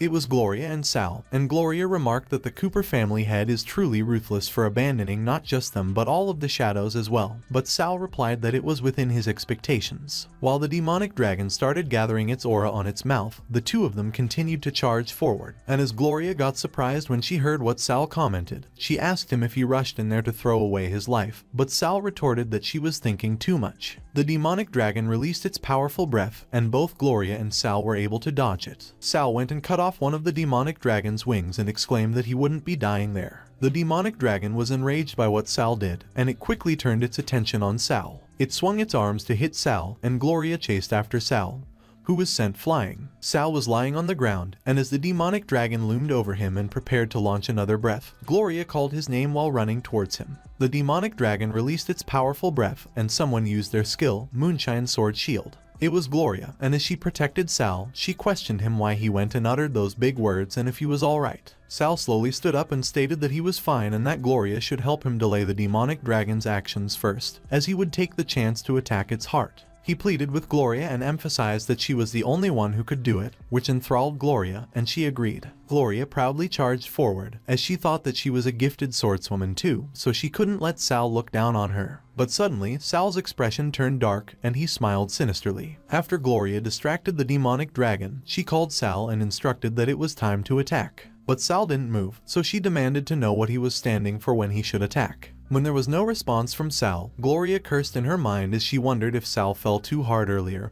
and had no energy left to attack, and she thought that if that continued, they were all going to die, so she could only use a certain move. Gloria released a powerful aura, and she swirled it around as she used her skill, Sword Dance of Destruction. The demonic dragon howled in pain as Gloria's attack landed on multiple parts of its body. It fell into the ground with a loud thud, and Gloria inquired if she did it. Lucien and Renault quickly ran towards the demonic dragon, and while pretending to be brave, they attacked it, and Lucien boasted that the stupid dragon should have a taste of his power. Gloria looked both relieved and confused as she pondered if she did it. But suddenly, the demonic dragon's eyes lit up, and both Renault and Lucien's images were reflected on it. As the demonic dragon stood back up, Lucien ran away terrified, while Renault was alarmed and warned that the demonic dragon has entered its berserk phase, so they should find somewhere to hide quickly. Gloria was horrified, and she questioned how it was possible while Sal was still standing still behind her. Suddenly, Sal pulled his necklace and challenged what they claimed about hiding. The necklace transformed into a sword, and Sal used his swordsmanship inheritance, third skill. Sal looked at the demonic dragon intently as he used his skill, Blood Shadow Slash. The blood of the demonic dragon started to flow out of its body through the wounds that Gloria caused. Sal raised his sword, and the demonic dragon's blood started gathering around it. He condensed the Blood Shadow Slash and created clones of himself using the demonic dragon's blood. Lucien was taken aback, and as he asked if Sal transformed the demonic dragon's blood into his clones, Renault pointed out that not only that, he noticed that Sal suddenly changed into a new holy grade treasure sword, and when the knight wondered if it could be blood magic, Gloria confirmed yes, it was, and as forbidden magic. The Empire only allows the Cooper family head to use it against enemies on the battlefield, and she thought that she had heard that the sword demon in the Cooper family had disappeared, so she began speculating, but she trailed off. Gloria suddenly realized something, and she asked if Sal intentionally stood back and waited for her to draw the demonic dragon's blood. She exclaimed that Sal was a bastard because he actually used her, and as Sal charged forward with his clones, he scoffed and remarked that it was not important if it did. Sal and his clones jumped to attack the demonic dragon, and he thought that he was an abandoned pawn in his previous life, so in that life, he won't sit idly and await his demise. The demonic dragon's head was cut off. Everyone ran towards Sal, and Gloria explained that it was not bad because the demonic dragon had finally been defeated. But Sal suddenly pointed his sword at Gloria and stated that they shouldn't come near. Sal coughed, and his eyes were bloodshot. A dark aura came out of the sword, and as it swirled around Sal, Gloria called his name. They were unaware that the sword demon's spirit was restraining Sal, and as he asked Sal if he had mentioned he could rest easy after killing him, he explained that Sal would become like him, who needed to eat more flesh and blood to maintain his strength. Gloria and the others were taken aback by what was happening to Sal. Meanwhile, the sword demon declared that Sal was a little mouse and that he should go because they were his prey and he should have fun killing them. Sal charged forward, and as he requested more blood, everyone ran, except for Gloria, and Lucien remarked that it was not good because Sal had overused blood magic and had been demonized. He called for help and suggested they should run, but Andrea suddenly summoned San and advised that he shouldn't. Sal recognized Andrea as she blocked his path and attempted to heal him. He collapsed on the ground, and Andrea called out his name.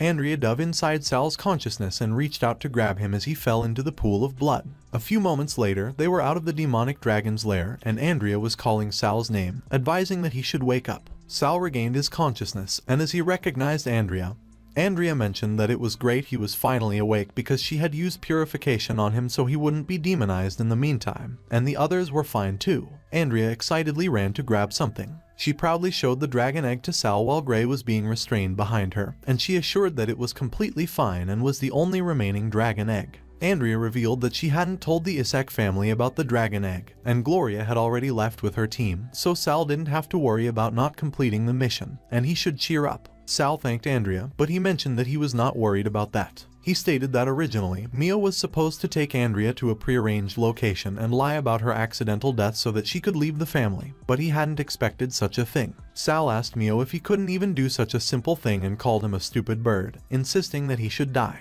Mio responded that it was not his fault because Andrea was worried about Sal and had insisted on entering the secret realm. And while Andrea advised that Sal shouldn't be rash and that they should talk it out, Sal noted that Mio's wings had gotten harder and he had learned to talk back to him. Suddenly, Renault summoned Sal. Renault and Lucien charged forward with their swords. Sal chuckled and remarked that they had finally shown their true colors and inquired if they were going to snatch the dragon egg away from him. But he was surprised when he saw that Renault and Lucien ran past him. Renault and Lucien plunged their swords into Gray from behind, and Sal was puzzled. Suddenly, everyone knelt in front of Sal. Renault addressed Sal as a young master, and as he requested that he forgive their rudeness earlier, he explained that if it hadn't been for Sal saving them, who had been abandoned by the family, they would have already been dead. Lucien added that from that point onward, they would no longer listen to the family and vowed to unwaveringly follow Sal until their deaths, and the others pledged the same. Sal was moved by what everyone had expressed, and he was about to respond, but he was cut off. Andrea summoned Sal and advised that he should look because the dragon egg was hatching. The egg began to crack. A demonic dragon emerged from the egg, and Andrea was amazed, stating that a dragon had hatched. Sal quickly applied his aura to the demonic dragon, and as he explained that demonic dragons would only obey the strongest, he asked the demonic dragon if he was going to accept him as his master. The demonic dragon agreed. Renault expressed that it was great the demonic dragon had been tamed. Everyone congratulated Sal for taming the demonic dragon, and they announced that from that day onward, Sal Cooper's rebel force against the family was born. A few days passed, and everyone was back at the palace. Inside Leon's office, Alan asked Hira when he could go to the horse racing tracks, and Hira informed him that he could go when Leon was done with his work. Leon yelled and stated that Alan should go because all he did was enjoy himself all day long. He declared that Alan was worse than a bastard child and questioned if he knew that Sal had not only slain a demonic dragon but also tamed its offspring. Hira explained that it was not Alan's fault, and as she asked Leon why he was mad at Alan, she mentioned that if Alan had left, he would have definitely tamed the demonic dragon, and Alan agreed. She advised that Leon should forget it because she had nothing more to say to Leon, and as she called Alan and suggested that they should go because she would accompany him to the race tracks that day, Alan agreed. Hira and Alan walked out of the office and shut the door behind them. Alan immediately ran and requested that they quickly bring him his horsewhip. Meanwhile, Hira inquired how the research on deprivation magic was going. Doug assured Hira that she shouldn't worry because they had successfully completed the research and were only waiting to find a test subject with S-rank talent, and once they had ensured that it was possible, they would immediately use it on Sal. Hira responded that it was not bad and that she would definitely get rid of the brat Sal at that time. 5 years later, Andrea used her skill on Sal, and she stated that after that, he would be fully purified. Andrea assured that Sal would not be demonized in the future and could use the sword technique as much as he wanted, and Sal thanked her. But Andrea replied no. She mentioned that it was her who should thank Sal for giving her such a wonderful staff. Suddenly, a shadowy figure ran past the window and Sal was surprised. Sal immediately opened the window, and as he asked who was there, he explained that it had already escaped. But the figure clearly belonged to the housekeeper. Suddenly, Renault and Lucien arrived, and as Renault called Sal, Lucien reported that the task he assigned already had a result. Lucien reported that they had secretly trailed the housekeeper and discovered that he had been recruiting a group of magic mages, and he seemed to be preparing to conduct a ritual in 3 days. Renault stated that the housekeeper had even mentioned to the magic mages that they were finally finding another target with S-rank talent, and that their magic abilities were very high. Sal wondered whether they were about to begin the deprivation magic ritual, why they hadn't targeted him directly, and why they were finding another target with S-rank talent. He stated that the target with extremely high magic abilities was Andrea. 3 days later, Andrea was in the storage room, and she sighed and mentioned that it was a mess again, so she should just use magic to clean everything up. Suddenly, Doug appeared behind Andrea. He quickly covered her mouth and grabbed her arms to prevent her from escaping. Doug explained that Andrea had fainted, so they should go. A few moments later, they began the ritual, and the magic mages declared that the powers of the night should hear their command from the abyss of the heart that was condensed in their palm. They kept chanting, and they declared that they would transfer the power to their control and the power would floor, following them like a shadow. Doug stated that as long as the blood of Andrea's heart was mixed into the formation, her talent would be his. But Andrea disappeared when Doug stabbed her, and he asked what was going on. Andrea explained that it was illusion magic. Doug was surprised when he saw Andrea behind him, and Andrea warned that he shouldn't underestimate her. Andrea used her skill, Shining Star Lock. She restrained Doug, and he cursed and remarked that Andrea was quite tricky. Doug asked the magic mages why they were all just standing there, and as he mentioned they should take Andrea down, the magic mages affirmed. On the other hand, Andrea recalled that Sal told her to close her eyes after that and not to hear or see anything. Meanwhile, a huge shadow loomed over Doug, and the magic mages asked what it was and what that sound was. One of the magic mages reported that it was a dragon and a griffin, and the other asked how that could be and why there were suddenly monsters. Mio began devouring the magic mages it encountered, and one of them asked for help while the dragon was scorching the magic mages it encountered.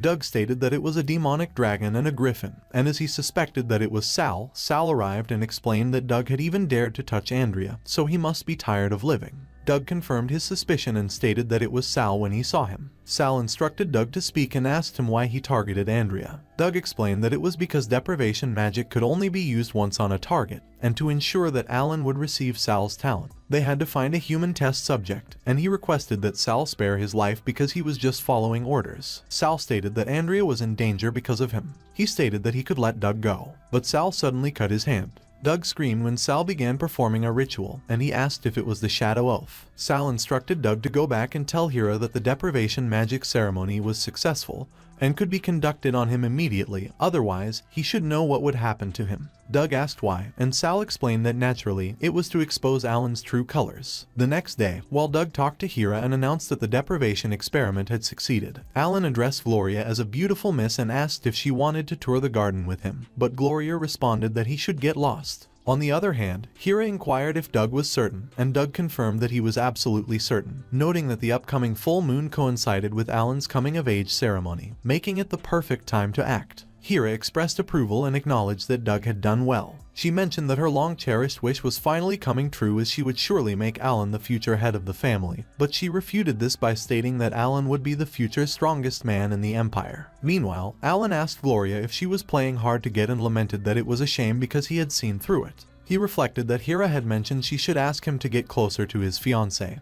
and wondered which lady wouldn't want to be with him. But Alan was surprised when Gloria pointed her sword at him upon hearing his question about her playing hard to get. Gloria questioned Alan if a useless young master like him was worthy of becoming his fiancé, and Alan pondered whether she was mentally ill. She declared that Alan would have to defeat her first, and as she raised her sword, Alan suggested that someone should come and drag her away. Suddenly, Sal blocked Gloria's sword. Alan was astonished when he saw what Sal did, but Sal turned to him and mocked him by repeating his earlier remark about someone dragging Gloria away. Alan responded that no one had asked Sal to save him and that he had just happened to forget to bring a sword with him. He also insulted Sal by calling him trash who dared to make fun of him. Gloria then questioned Sal about his appearance. Gloria considered it perfect, suggesting that Sal should come and train with her. As Sal apologized and explained that he was busy that day, Alan wondered how that could be and why Gloria was intimate with Sal. As Gloria clicked her tongue and remarked that not everyone was qualified to train with her, advising Sal to think again, Alan wondered if it could be that Gloria liked Sal. Alan was about to confront Sal about him and his fiancée, Gloria, but Hira suddenly called Alan and informed him that he should come back, so Alan replied that he should just forget it because after he marries Gloria in the future, he would take care of her properly. Alan mentioned that since Gloria was not willing to accept his request that day,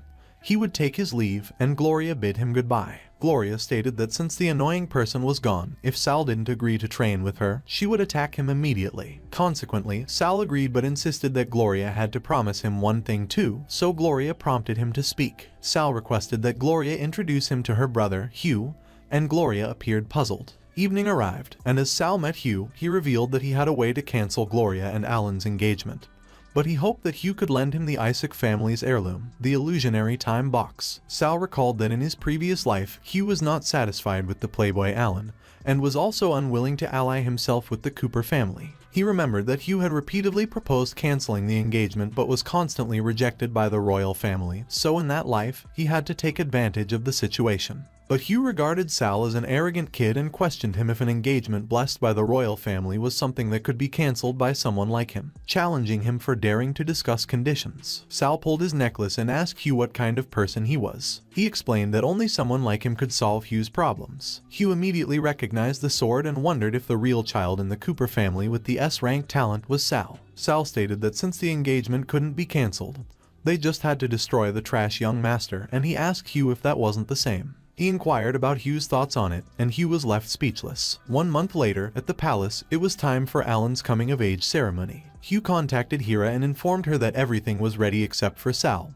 who was not among the bastards. Therefore, Alan went to search for him, and Hira acknowledged that she knew, advising Hugh to go and help Alan, to which Hugh immediately agreed. Meanwhile, one of the Cooper family bastard children expressed confusion about why they were called there and asked if they were emphasizing Alan's status as the heir so that they could be his untroubled servants. Another sighed and explained that Alan had the swordsmanship talent, so he was fated to become the future family head. Another shushed them, advising them to quiet down and not let Leon hear them. On the other hand, one of Leo's attendants mentioned that the guests were all seated to avoid making them wait for long. They had followed Leo's instructions to begin, and Leon agreed. Suddenly, Hugh appeared and mentioned that it was a coincidence. He asked Leon if he would care to talk, but Leon responded that he didn't remember inviting Hugh. As Hugh explained that it was his future brother-in-law's coming-of-age ceremony, and that he would definitely come to enjoy the excitement, Sal stated that everyone had arrived, so it was time to activate the illusionary time box, and Lucien agreed. Lucien quickly disappeared from the area. A few moments later, Sal Cooper's rebel forces began activating the illusionary time box, and they summoned the gates of the abyss and the shadow-woven fantasy. They activated the illusionary time box, declaring that its virtual realm should open. A huge magic circle was immediately cast on the Cooper family's palace. Meanwhile, while Sal awaited the unfolding events, Alan suddenly announced that he had finally found him. Alan questioned Sal about why he was hiding alone there. Sal was dragged into the dark basement. He was chained on a cross, and Alan apologized as he drew his dagger. Alan explained Sal's swordsmanship talent would be his. Blood was spilled, and it splattered all over the place. Alan stated it was Sal's real fate. Suddenly, Andrea screamed Sal's name as she woke up from her dream. She was in the middle of work, and as one of her colleagues mentioned she should stop napping and get to work, she agreed yes. Andrea used her skill, Power of the Stars, and she claimed what she saw wasn't a dream. It was reality from a previous life. Power of the Stars was one of the talents awakened by a time mage who could spy into the past and future through time fragments, and Andrea asserted Sal was in danger. Andrea rushed back to the palace and called Sal. She announced she had to stop Alan before he made his move. Andrea saw Alan when he handed a wine to Sal and declared it was awarded to him by Leon, and she revealed she found Sal. She immediately used her skill and proclaimed by the light of tranquility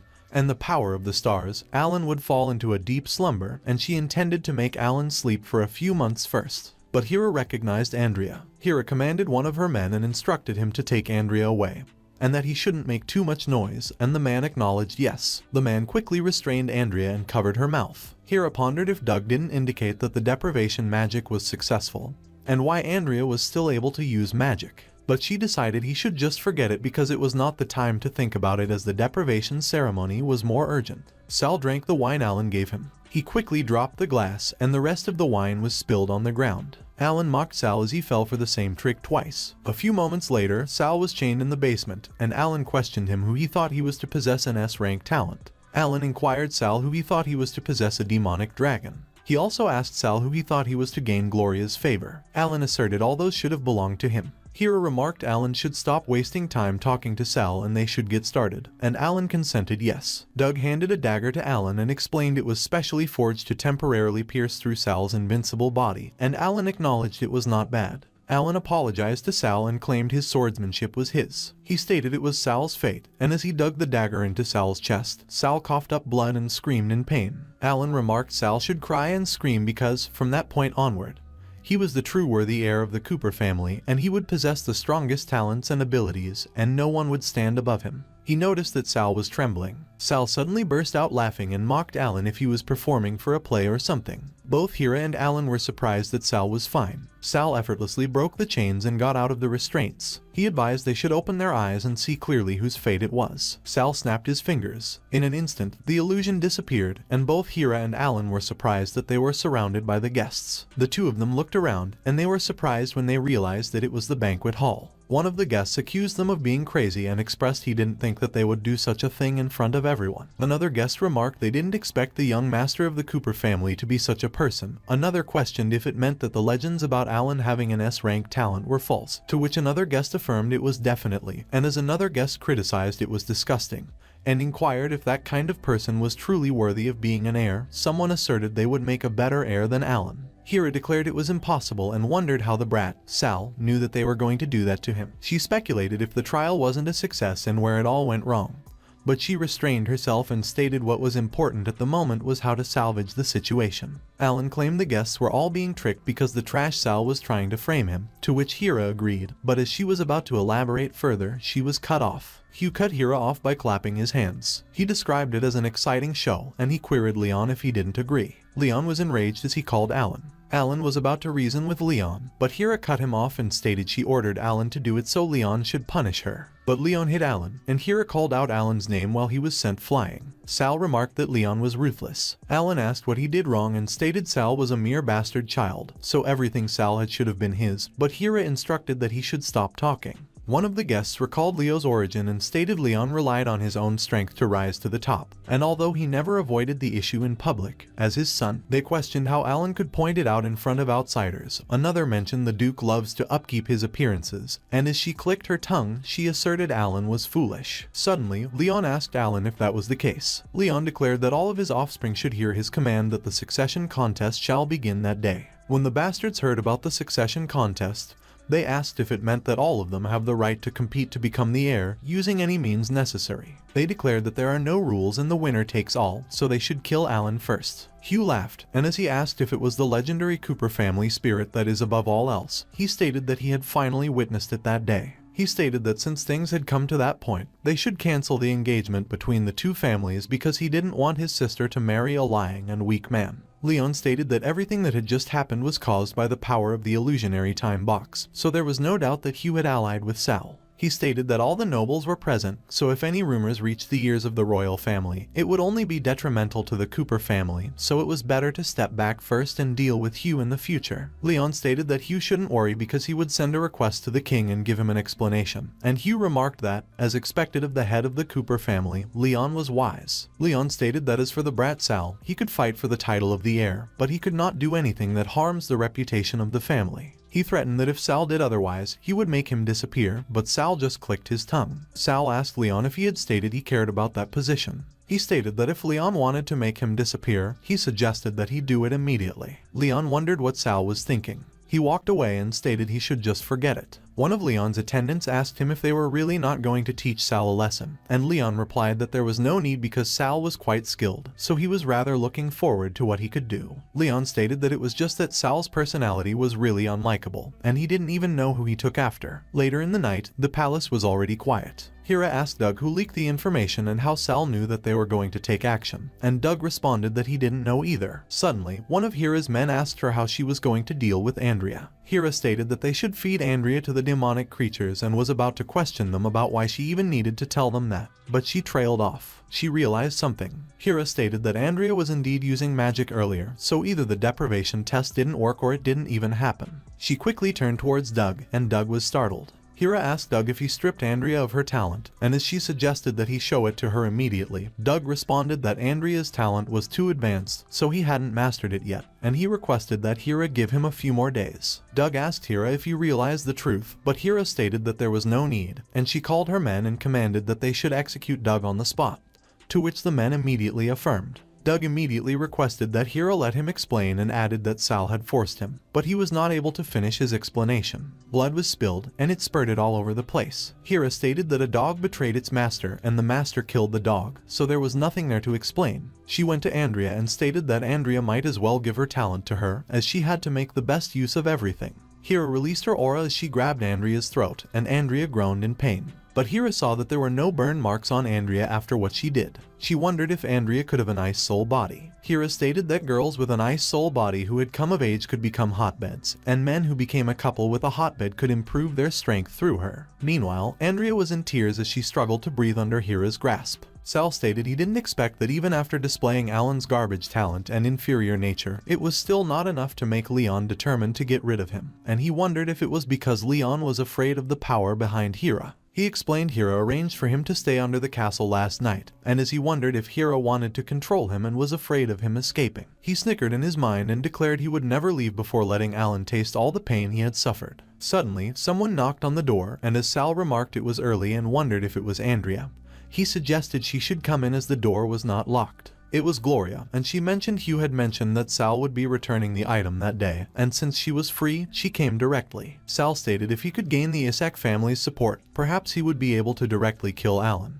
But his thoughts were interrupted when Gloria asked him what he was thinking about when she was right there in front of him. Sal explained he was thinking about why a family on the same level as the Cooper family would consider something that could only create illusion under strict conditions to be their heirloom. Gloria asked Sal if he wanted to know, and as she explained she wouldn't tell him without anything in return. She stated no one believes that legend anyway, and all the nobles already knew about it, so she could use it to make Sal owe her a favor. But Sal immediately threw her out of the room and bid goodbye. Gloria was pissed, and she declared she wanted to fight with Sal, and Sal was unamused. A few moments later, Gloria and Sal stood in the arena. Gloria quickly lunged forward and attacked Sal, but Sal was able to block her sword. Sal managed to swing his sword and push Gloria's sword away. He declared Gloria lost again, and Gloria scoffed as she stated he was not a gentleman at all. Sal explained it was Gloria who wanted him to use his full strength, and as per their agreement, she had to tell him the illusionary time box's secret. And as Gloria stated it was just actually a legend and no one knew whether it was real or fake and no one had ever made it happen. Sal asked what the legend was. Gloria stated according to legend, if one gains the recognition of the power of the stars and masters the illusionary time box, one could sacrifice their entire life to let someone be reborn. Sal wondered if it was Andrea who sacrificed her life in exchange for his rebirth, and he declared in that life, he not only had to take revenge but he had to take good care of Andrea as well, so he couldn't let the bastard Alan get the chance. Suddenly, Sal's thoughts were interrupted when Renault and Lucien called him and reported there was bad news, that Andrea had been captured. Sal was surprised, and as he asked them who captured Andrea, he declared they should speak clearly. They reported during the operation last night, someone saw Andrea captured by Hira and some servants in the forest. Gloria stated speaking of which, that morning, she seemed to have heard that Andrea became a personal maid of a young master and would become his mistress when she got older. She mentioned the young master they were referring to was Sal and asked if it was not. Sal quickly ran away and declared Alan was courting death, and when Gloria saw that, she asked Renault and Lucien what the two of them were standing there for, and she stated they should follow Sal because his gaze didn't look like he was going to rescue someone but to kill, and the two of them immediately said yes. On the other hand, Alan cursed Sal and declared he would make him suffer suffer the most terrible death for humiliating him in front of so many nobles, and one of his attendants requested that he calm down because Hira had said something about him coming of age. But Alan kicked the attendant and commanded he should go to hell. The other attendant mentioned he heard that Sal liked Andrea, whom Hira captured, very much, and as he suggested that Alan make Andrea pay for Sal, Alan snickered and stated the attendant was quite smart. Alan declared Andrea was his future mistress, so he would ensure that she would become a worthy concubine under his care. Andrea wondered what she should do when her magic had been sealed by those chains. She declared she couldn't resist at all, and as she wondered where Sal was, she pleaded in her mind that he save her. Alan clicked his tongue and stated, looking at Andrea's pathetic state. He was wondering what face Sal would make when he saw her humiliated as his slave, and that Andrea should accept her fate and become his mistress. Suddenly, Sal called Alan's name and punched him immediately in the face. Alan screamed in pain as he was sent flying while Andrea called Sal, but he didn't hear her. Sal kicked Alan in the groin and declared he should die. Alan screamed in pain again. Sal bombarded Alan with punches and declared he should die. Alan broke his shoulder and his ribs in the process. Sal was ominous as he loomed over Alan, and Alan asked for help. The other attendants stated they should hurry and save Alan quickly, but they all screamed in pain as they got sent flying by Sal's aura. On the other hand, while Renault and Lucien tried to call Sal and they reported something was wrong, Gloria went and ran towards Andrea. Gloria quickly removed the chains that were restraining Andrea. She declared Andrea should hurry because Sal was demonizing again. Andrea quickly hugged Sal from behind. She called his name, and as she declared he should wake up because she was fine, Sal came back to his senses and recognized her. Meanwhile, the attendants stated they should take Alan away quickly. Hira suddenly arrived, and she was horrified when she saw Alan. She declared Sal was a bastard, and she asked him if it was how he repays Leon for bringing him into the castle. Without responding, Sal grabbed his necklace. Andrea was worried for Sal as he marched forward with his sword in his hand. Hira immediately asked Sal what he was doing. Sal still did not respond, and he sliced his hand with his sword. He declared he would challenge Alan to a holy battle to the death, and he declared he would never let the unpredictable factor who threatens Andrea exist ever. 7 days later, Sal and Alan met at the dueling arena, and everyone gathered to watch. Sal declared that he didn't expect Alan to not run away after delaying for 7 days. Alan inquired of Sal why he would give up a chance to squash a stink bug like him. Sal pondered that the shield gave him a bad feeling when someone announced that the battle would officially begin. Alan called Medusa and used her move, Petrification Laser. He laughed and queried if the Gold Swordmaster, in reality, was a dancing monkey. Sal considered that the Shadow Oath wouldn't make him immune to Medusa's attack because an abnormal status like petrification doesn't count as damage, so there is no way to transfer it via Shadow Oath. He reflected that he must destroy the shield when Alan questioned him if he didn't expect that and stated that he stole his sword of Perseus,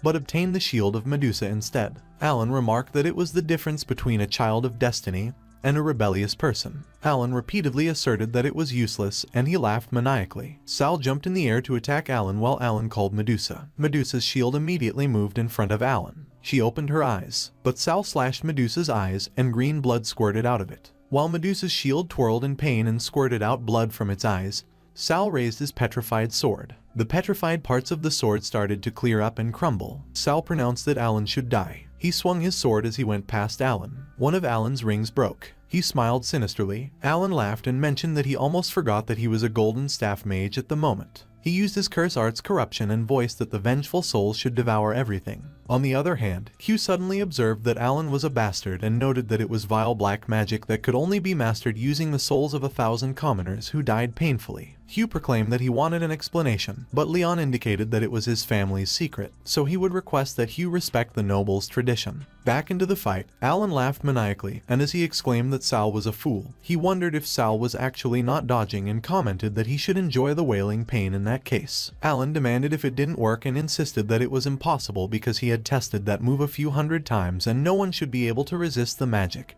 and avoid corruption. He spat that Sal was a bastard and that he should go to hell. The vengeful spirits all gathered and enclosed Sal in a dark aura, but they all disappeared, and while Alan surmised that it was impossible and wondered why his attacks were ineffective, Sal uttered that after Alan had struggled enough, he could die. Alan laughed and maintained that Sal was a fool because he was his shadow. He probed Sal how he could hurt him. Suddenly, one of the shadows screamed in pain, and another pressed how that was possible. Sal cursed in his mind as he realized that he forgot that Alan's shadow oath could transfer fatal damage to other shadows, and when Alan noticed Sal's reaction, he challenged Sal if he actually cared about those bastards' lives. Alan used his black magic, Life Scepter, and he reckoned that although he didn't know why the shadow oath on Sal became ineffective, Sal would definitely not escape that magic. He laughed and affirmed that in that case, he would use the Shadow's life force to showcase his move, Life Scepter. Lucian complained about his life force while Andrea called him and Renault and requested what happened to them. Alan laughed, and as he interrogated Sal if he had given up resisting, he conveyed that it was a shame because he would not stop punishing those bastards. Sal dug his sword on the ground. Recalling the fights he encountered, Sal professed that he refused to become an animal like Alan. Sal used his skill, Forbidden Magic, Blood Formation. He released a blood-like aura and destroyed Alan's scepter. At that instance, Lucian expressed that their life force were all back, and Renault signified that it was Sal and praised their boss. Suddenly, a dragon flew over the dueling arena, which worried the other shadows. The dragon broke through the protective orb of the dueling arena with ease. Sal prophesied that Alan should enjoy his breath because it would be his last. Sal declared that it turned out that the dragon was that mad too. Meanwhile, Hugh stated that it was the dragon armor, and as he inquired if the legend could really be true, Gloria questioned him what he was talking about. Hugh remarked that it was mentioned that if the dragon race could attune their will with their master, under the influence of intense emotions, they could completely alter their form and greatly enhance their master's abilities. On the other hand, Sal's dragon has transformed and has given him sharp shoulder pads. The dragon also wrapped around Sal's fingers. It protected his knees next. Lastly, the dragon fused with Sal's sword. Hugh commented that it was known as the dragon armor. Alan uttered that it was absolutely impossible because even if Sal had received the acknowledgement of that little beast, it was impossible for the two of them to synchronize their hearts and minds. He insisted that it must be illusion magic, so he would shatter the illusion immediately. Alan used his great forbidden magic and directed it at Sal. Sal voiced that what made their will connect together was their wrath towards Alan. He moved swiftly and eliminated the monster that Alan created with multiple slashing attacks. Alan panicked when he saw that Sal already charged towards him. He screamed in pain and opined that it was painful, and Sal revealed that the slash was for the innocent people whose talents Alan had stolen. Hera screamed Alan's name, but Leon called her and announced that she should sit down. Back into the fight, Alan expressed that Sal was a bastard. Sal continued to charge forward. He passed through the monster and indicated that it was for the Shadow who died for Alan and for him, whose talent Alan stole and used to death in the previous life. Sal contended that it was for all the evil deeds Alan has done in the past, present, and future. He clarified that Alan should go to hell. Suddenly, a bead blocked Sal's sword. Leon queried Hera what she was doing and reasoned that it was his Cooper family's most sacred duel of life and death, while Alan whined and concluded that it was painful. On the other hand, Hugh recounted that Hera is indeed an S-rank mage who was stunning in the past, but unfortunately, after she married Leon, she was never seen in battle again, and he never expected to have the honor of witnessing it that day. Gloria observed that Hera actually used the help or magical artifacts to cast an 8th ring spell like the Holy Shield, and as she wondered if the rumor that Hera was injured by the backlash of magic when she assassinated the former family head was true, Hugh shushed her and summarized that she should watch the show. Back in the fight, Hera used his skill, 9th ring magic, Holy Spear, and she spelled out that if she had known that Sal would become such a monster, she would have killed him when he was a baby, so she was going to correct that mistake at that moment, and Sal must die that day. Suddenly, Leon yelled and communicated that all of them should stop. Hera's Holy Spear immediately crumbled. Sal's dragon armor crumbled as well. Hugh specified that it was as expected of the Silent Sword Saint Leon, and that the move Magic Restraining Ripple was simply invincible. Leon took a step into the arena. He conveyed that the Cooper family doesn't welcome Sal, so he should take his people and leave, and Sal enumerated that Leon would regret that. Hera called Leon and urged that he should let her kill him, but Leon continued and responded that Sal should get out of his territory before he changed his mind. Sal explained that they would leave. A few moments later, Sal and his people traveled along the grassy plains. Sal reiterated that there was no need for Hugh to leave with them, but Hugh recapped that they should be straightforward and pressed Sal if he was interested in joining the Isaac family, to which Sal replied and interrogated Hugh if he did not mind him being exiled from the family and if he intended to declare war on the Cooper family. Hugh was lost for words when he heard what Sal professed. Sal spelled out that although he can't join Hugh's family, he could make a deal with him, and as Hugh demanded what kind of deal it was, Sal recounted that the king is gravely ill and a war between nobles is imminent, so if he could successfully enter the Imperial Academy, Hugh would likely be the first to receive the latest news from the capital, to which Hugh signified that Sal was quite calculative and probed if he wanted him to help him enroll in the Imperial Academy, and why he should trust him. Sal pondered that since his swordsmanship talent is S rank, it was the perfect time for him to use his trump card.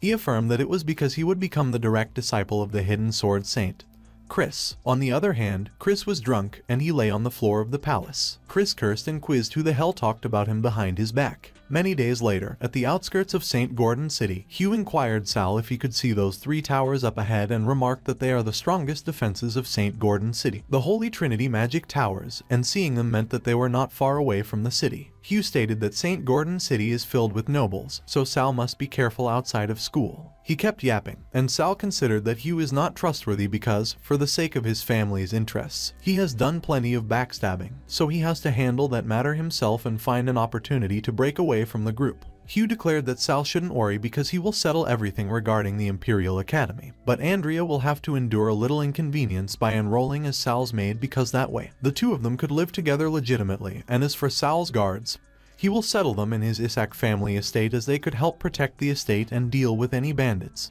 Things like that. When Sal heard about the bandits, he wondered if there were bandits near the Imperial capital as well and surmised that there was an opportunity. Hugh noted that they might be called bandits, but they are really just the subordinates of the St. Gordon's nobles, who were quite a troublesome bunch, and as Sal mentioned that Hugh should leave the bandits to him, Hugh questioned about Andrea. Sal voiced that he would trouble Hugh to send Andrea to the Imperial Academy's School of Magic. Gloria called Hugh inquisitively, and Hugh announced that they should first take care of Sal's subordinates and settle them in the manor. A few moments later, Sal went deep in the forest and observed a building from a distance. Sal pondered that according to Angela's own account from her previous life, she should be around 7 years old at the moment, and she is secretly imprisoned in that bandit hideout. He reflected that Angela's father, Chris, has been desperately searching for her and is willing to spare no expense. Sal believed that if he saved Angela, he would be able to successfully become Chris' disciple. His dragon transformed and started wrapping around him. Sal wore his full dragon armor as he prepared himself to raid the bandit hideout. Meanwhile, the bandits trained in the open area. Suddenly, Sal's huge shadow loomed over them, and their instructor noticed it. In an instant, the soldiers that trained got their throats slashed. Sal used his swordsmanship inheritance first skill, a flash of blood and shadows. He charged deeper into the hideout and used his swordsmanship inheritance second skill. Sal used his skill, Blood Serpent's Frenzy. Suddenly, the bandit's boss, Plum, appeared, and he queried who dared to be so bold and pronounced that Sal should die. Sal managed to block Plum's attack with his sword. He used his swordsmanship inheritance third skill, Blood Shadow Slash. Plum recognized the blood magic sword, so he probed if Sal was from the Cooper family and if he knew who they were. But Sal did not let Plum finish his sentence, and he slashed his throat. Sal used his blood sword skill and summoned clones. He articulated that he didn't care who the bunch of evil bastards were. Suddenly, Mio arrived and called Sal's attention. Sal interrogated Mio how it was and if he found the place he told him about. He expressed that Mio should lead the way. A few moments later, Sal grabbed a stone on the wall and moved it. A huge boulder suddenly moved to the side and opened a path for Sal. Sal quickly walked down the stairs where Angela was. Angela immediately inquired Sal if he was a good person who came to save her, and Sal indicated that he was there to bring her to her father and ask him to teach him sword techniques. While he reckoned that Angela once mentioned that she could tell if someone was lying and could sense their true intentions, whether kind or evil, so he needed to be honest. Angela commented that Sal wasn't lying, so they should go. Sal carried Angela as they walked back up the stairs. He asserted that he was afraid that they wouldn't be able to leave easily. A skeleton colossus blocked their way. Sal called Angela and stated that the big guy on the outside is very powerful and he could only block his attacks once, so when he rushes out to attract his attention, she should run away as fast as she could, to which she agreed. He believed that the power of a 4-meter tall skeleton colossus is comparable to that of a sword saint, and the guy was almost 5 meters tall, so he called the dragon and declared that they really risked their lives at that time. Sal called Angela and remarked that she should get ready. Angela replied that Sal shouldn't worry because she is ready. Sal let out a deep breath. He quickly charged towards the skeleton colossus. The skeleton colossus swung its huge claws at Sal. It pronounced that Sal should die, while Sal voiced that Angela should run immediately. Angela screamed as she ran away. Sal noted that there was still one more move in that dragon armor, and it was the perfect time to test it out. He used his move, Dragon Armor Release, and forcibly deactivated the dragon armor state. Sal asserted that a mere skeleton colossus can't stop him on his path of revenge. He commented that at that moment he just needed to bring Angela out of there, but he trailed off when he saw that the skeleton colossus' attention turned to Angela. The skeleton colossus proclaimed that Angela should die and attacked her. A huge explosion occurred, and Sal called Angela with worry. Mio's wings suddenly spread into the sky. He did his best to pull Angela off the ground. Mio clearly struggled. He couldn't hold on to Angela any longer, and Sal quickly moved to catch her. Sal successfully caught Angela, and he carried her in his arms as they ran away from the skeleton colossus attacks. He cursed and muttered that it was a seal-type magic array, so he must destroy the array's core to escape. Sal revealed that with the damn thing chasing him, he doesn't even have time to scrutinize the array and find its core. Angela queried Sal if the array core he mentioned was located in an important area that others are not allowed to access, to which Sal responded and affirmed that she was right and inquired if she knew where it was. Angela informed that when the bandits let her out occasionally, there are 3 places they don't allow her to go near, and the building ahead was the closest one, to which Sal agreed and mentioned that they should head there first. Sal expressed that the skeleton colossus might be strong, but it's slow and could only use the skeleton cannon from a distance. He pointed out that he doesn't have the dragon armor on at the moment, so he would be seriously injured if he got scratched by the skeleton colossus. As they entered the room, Sal observed that it has been strengthened, but it probably won't last long. Suddenly, Angela called Sal and announced that the bow seemed to be calling her. Sal acknowledged all right and that they should see it. After Sal dispelled the dark orb that enclosed the bow immediately went to Angela, and she laughed. Sal questioned Angela if it was Sylph's blessings, to which Angela confirmed yes and that the skeleton colossus was almost there, so they should leave and go to the next place, and Sal agreed. Angela spoke that the second place was just ahead. Sal related that he found it, and it was right there. A huge black orb was set up in the middle of an array inside the room. A dark flame was contained inside the black orb. Sal breathed that it was impossible. He indicated that the mage who set up the array triggered the skeleton colossus's self-destruction. Sal called Angela and warned that he might lose his mind after using that move, so if he attacked her, she must find a way to protect herself, to which Angela assured that Sal shouldn't worry because she believes in him. He reckoned that he could only use that move, the swordsmanship inheritance 4th skill. Sal used his skill, Bloodbath Storm. He managed to destroy the skeleton colossus, who was in self-destruction mode.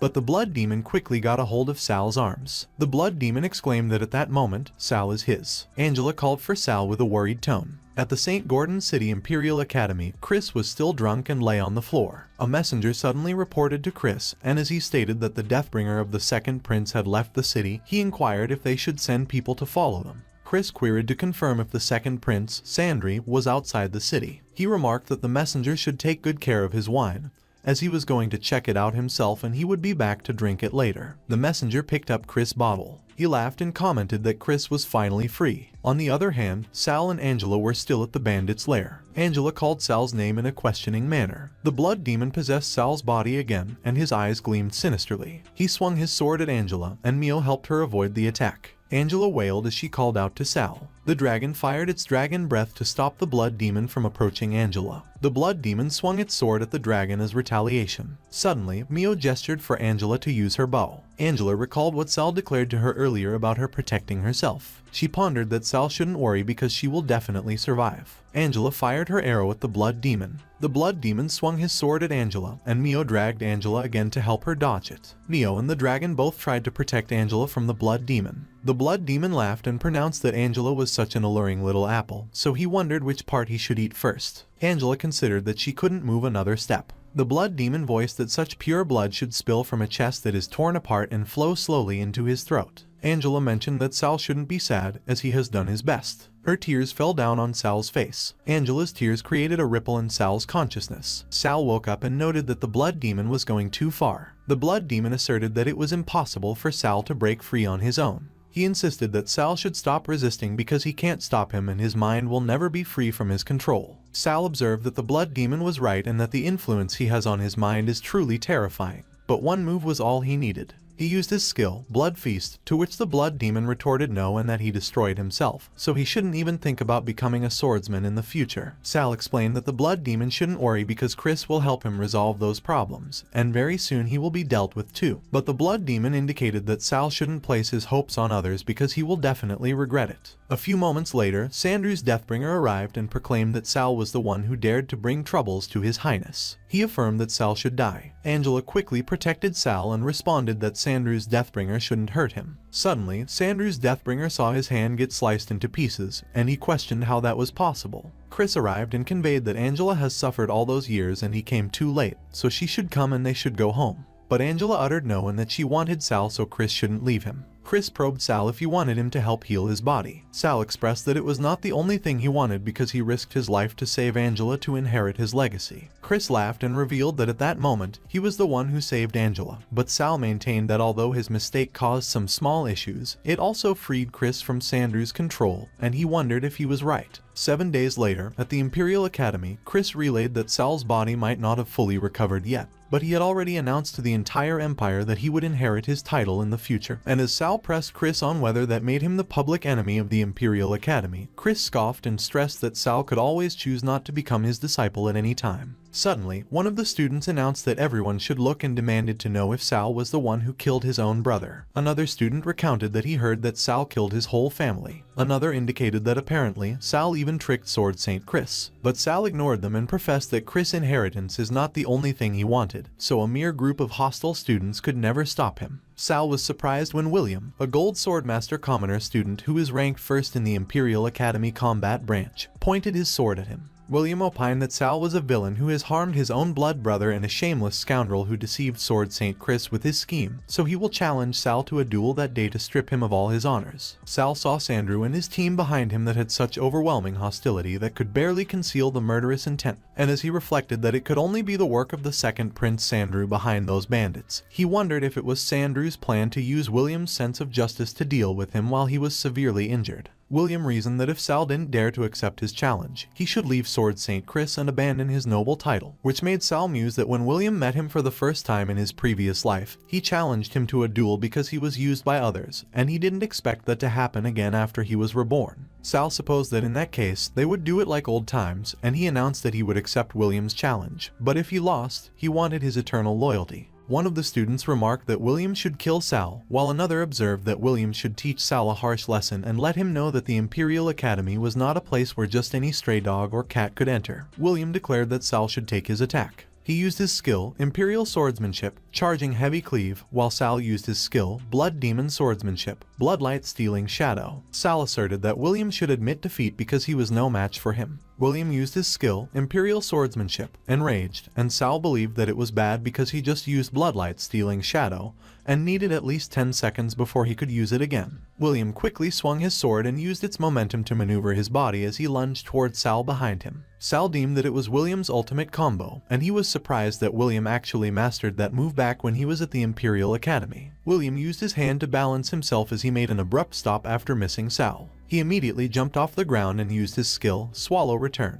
William stated that Sal should repent for his evil deeds and used his skill, Heavy Cleave. Sal smiled when he remembered what Chris told him. Chris noted that blood magic is different from other forms of magic, and in Sal's current physical condition, he could barely manage the second technique of the Blood Demon Swordsmanship, which is at the level of a Silver Sword Guardian, so if he uses his third technique, it might not only trigger the Blood Demon Phantasm but also cause his fragile, newly recovered body to collapse again. Sal silently apologized as he considered that William's loyalty is something he is willing to bet his life to get. William mentioned that it was over, but Sal managed to dodge his attack just right before it hit. Sal used his Blood Demon Swordsmanship third technique, 1000 Blood Shadow Blades. He conveyed that William should take his attack. William inquired if swordsmanship could actually do such a thing, and Sal expressed that he finally saw that interesting expression on his honest and reliable William once again, which really makes him nostalgic. Sal's eyes started glowing red, and he started laughing sinisterly. While Sal continued to laugh, William figured that there was something wrong with the bloodlust surrounding Sal, and he wondered what he could do. The other students quickly gathered behind William, ready to fight Sal. Sandru's Fire Mage also prepared to fight. The Ice Mage also got ready to fight. The Lightning Mage also did the same while he commented that it was blood magic, and sure enough, Sal was a bastard who used blasphemous magic. One of the students opined that with such dense magic power, Sal must be an evil villain who kills indiscriminately, so he deserved to be killed by everyone. Another student maintained that William should stay back because there was nothing more he could do there and he should not sell his life to the vile bastard. But William insisted that Sal has already earned his eternal loyalty, so even if Sal is truly an evil person, he will protect Sal and die before he does. Chris stepped in. Chris clicked his tongue and added that Sal was really like him when he was young,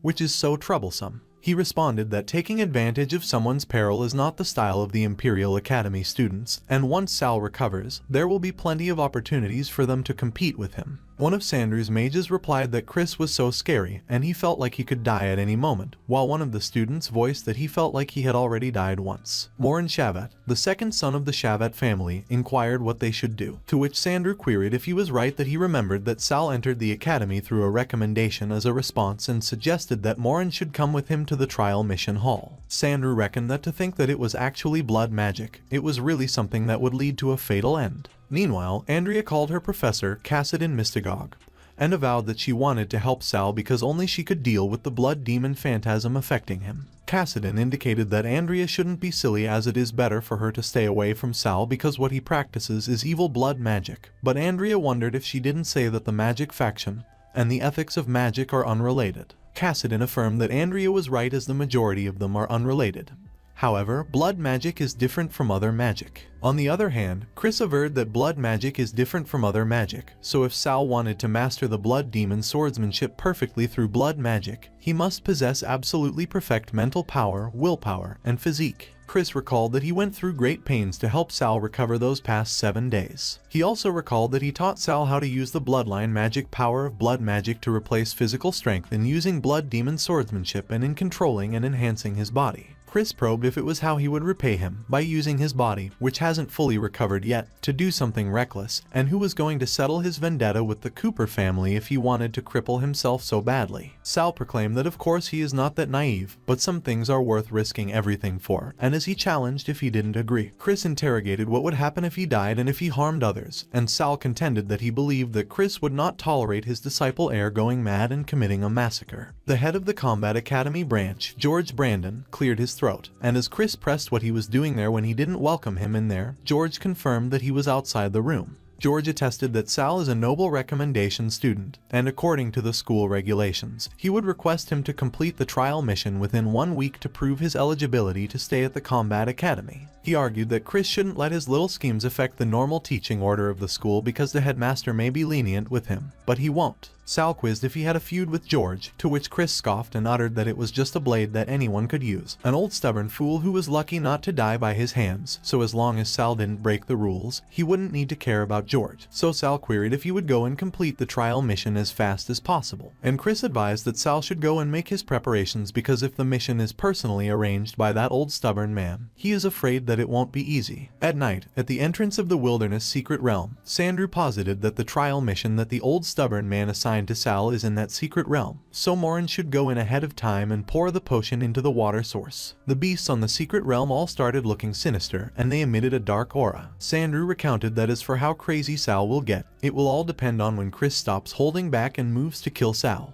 The next day, Sal declared that he planned to find William after accepting the mission, and William remarked that he was afraid that the mission wouldn't be easy to complete. But Sal stated that he knew that long ago because George dislikes his master, so George will intentionally make things difficult for him. But William noted that it was not that and the current situation is very complicated, so everyone is gathered at the Grand Hall. Felix, George's disciple, was the student on duty at that time, and William mentioned that everyone waited for Sal to make a fool of himself. Andrea was about to talk to Sal, but Sal shook his head at her. Sal asserted that he was there to accept the trial mission, and as Felix inquired for his name and school, Sal added his name and that he is from the Institute of Combat. Felix apologized and conveyed that due to the mutation in the secret realm, the difficulty of Sal's trial mission has been elevated to highly dangerous, so it currently requires a team of at least 4 people, and William observed that Felix should change it to a solo normal difficulty mission then. Felix informed that solo missions will only be announced next week, but as per the Academy's regulations, Sal must complete the trial mission within 3 days to officially join the Academy. One of the students asserted that Sal should get lost because the Imperial Academy doesn't welcome a bastard like him, and as Felix queried if he planned to find a way to gather enough people or if he planned to safely exit the Academy. Another student inquired why he was talking so much to Sal and remarked that if it were him, he would close for 3 days and prevent Sal from accepting any missions. Sal wondered if he thinks he could not find any teammates, and Felix commented that it doesn't matter to him, but it was just that everyone else doesn't want Sal to enroll in the Academy, and more importantly, they don't want to become a lackey like William. Felix was surprised when Sal raised his sword at him. Sal avowed that if he could find enough teammates, he wants Felix to kneel and admit that he is blind despite having eyes and apologize to William for shaming him. Felix maintained that unless Sal kills him, he should not even dare think about making him kneel, to which Sal replied that he won't kill Felix, but he will report everything to his master, Chris, and he queried if he really believed that Chris wouldn't take action to protect his disciple. Felix observed that Sal should speak after he gathers enough teammates by that night.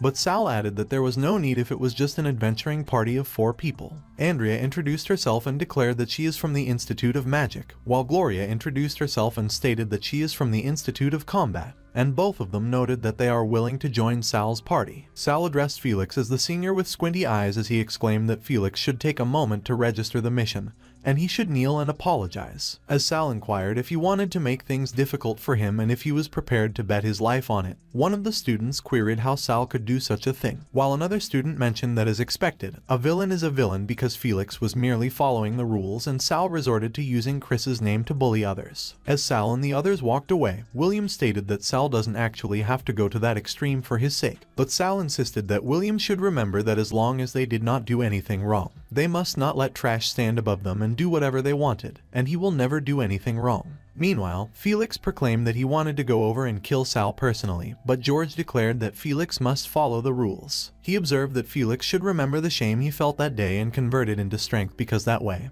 he would be able to extract Sal's life away like the Grim Reaper while following the rules, and Felix consented. On the other hand, Sal and his group arrived at the dense forest of Mylissa. The 4 of them stood in front of a portal. William recounted that it was the dense forest of Mylissa, and apparently, the inheritance of the ancient enigmatic sorcerer Mylissa was hidden there. But the Academy has had that secret realm for hundreds of years, and no one managed to find the rumored inheritance. He stated that the dense forest consists only of that mountain forest. The exit is at the lake on the mountaintop, and the base of the mountain is the most dangerous part of that secret realm, where it is said that nightmare-level magical beasts equivalent to titled sword saints roam. William commented that the closer they get to the summit, the safer it becomes, and near the top, there are only low-level monsters, so if they stay near the pond, they don't need to fear magical creatures as they won't attack unless provoked. He informed that the mist within the forest is poisonous, and a gold swordmaster could withstand it for about 10 hours due to their physique. But as for mages, if they don't have the corresponding magic and rely solely on their mana to resist it, even a golden staff mage will completely lose their combat power in about 6 hours. Sal opined that everyone should prepare for battle because something seemed to be coming. A noble lady with her 2 other teammates was chased by a swarm of monsters, and she implored for help as she ran towards Sal's group. William expressed that it was the Mylissa's insect swarm, and not only is it hard to shake off, it also doesn't bring any benefits, so they just have to leave their active path. But the noble lady asserted that it is useless because they have run for 20 minutes and changed directions 5 times, but the swarm chased them. The shadow of the insect swarm loomed ominously over the noble lady and her teammates as they continued to run. Andrea used her skill, Fat Cat Hoo Hoo. A barrier quickly appeared and protected their group. Hearing the skill's name, William queried what kind of magic that was. Meanwhile, Sal indicated that the noble lady's group had spent 20 minutes running away, yet they didn't even have the courage to pull out their sword, and he probed if they were all even worthy of being called geniuses. Sal used his skill, Blood Serpent. His skill quickly moved behind one of the insects. Sal's attack eliminated one insect after another as it passed through them. He wondered if it doesn't even boost blood mana and remarked that as expected, those are worthless, evil creatures. A few moments later, the noble lady let out a sigh of relief, and as she conveyed that they were finally saved, Sal queried if she was not ashamed of being saved by her enemies. The noble lady clicked her tongue and declared that a country bumpkin has no sense of taste at all. She noted that a bastard like Sal, who couldn't even inherit a title or land, is nothing but a source of amusement, and as she inquired if he believed that a noble would truly see him as an enemy, she asserted that Sal should escort her out if he has any sense, and she might just leave a retainer position for him. But the noble lady noticed the monsters behind Sal and William, and she queried what those were. Gloria commented that they must be the monsters that were attracted by the insect swarm, while William observed that everyone should be careful because something was wrong with those monsters. A huge paw with sharp claws emerged from the dark mist. The huge monster appeared in front of Sal's team and roared ferociously. Sal affirmed that it doesn't matter because he just has to kill them all one by one. The Cooper family's blood demon swordsmanship is a type of swordsmanship inheritance with blood magic as its core. Because it uses magic instead of physical strength, the blood demon swordsmanship techniques are bizarre and unpredictable, making them difficult to defend against. Sal used his skills, Rock Pierce and Bloodlight Stealing Shadow, because for a wielder of blood magic to increase their magic capacity, much like a warrior strengthens their body, they only need to kill. He lunged his sword into the monster's mouth, and it pierced through its head. Sal controlled the blood, used the blood, absorbed the blood, and evolved the blood, as it was the core of the blood magic. While a blood mage cannot advance rapidly due to their fragile body, a blood swordsman bears no such weakness. No matter how much magic is in the blood, under the secret techniques of the blood demon swordsmanship inheritance, it will only make a blood swordsman even stronger. The only problem was that the malice of the deceased towards the living, lingering in that blood, would condense within the body into an eternal blood demon phantasm, and it was an eternal curse that only those with an indomitable will could suppress. Andrea inquired if he was alright. Sal stated that Andrea shouldn't worry because with Chris regulating his power, there was no way he wouldn't be fine against those mere high-level magical creatures. But Sal groaned in pain. A whirlwind of dark blood emerged from his body, and Sal screamed in pain. Andrea quickly used his skill, Wall of Stars, to protect the group from Sal's dark blood. Gloria queried if it was like that time in the dragon lair, and Andrea replied no, as it feels different at that time. The noble lady inquired what was there to be conflicted about if it wasn't common knowledge that those who practiced blood magic would all eventually descend into madness, and declared that the first and second heads of the Cooper family went mad because of blood magic, so it was remarked that the current head became the Silent Sword Saint to isolate the influence of blood magic on the family's bloodline. Andrea requested for her starlight to combine for her, and as she used her Starlink technique, the noble lady clicked her tongue and observed that it is useless to use that kind of spiritual resonance technique on a lunatic like Sal, so Andrea was really courting death. Andrea's eyes turned red. At Sal's spiritual world, the blood demon clicked his tongue and asserted that he didn't think that there was really someone willing to risk their life to save Sal. Andrea probed what it did to Sal. The blood demon asserted that it wasn't him. It was Sal who ate something he shouldn't eat. He declared that the first Cooper who created him was killed by that very thing, and as he interrogated if she still wanted to save Sal,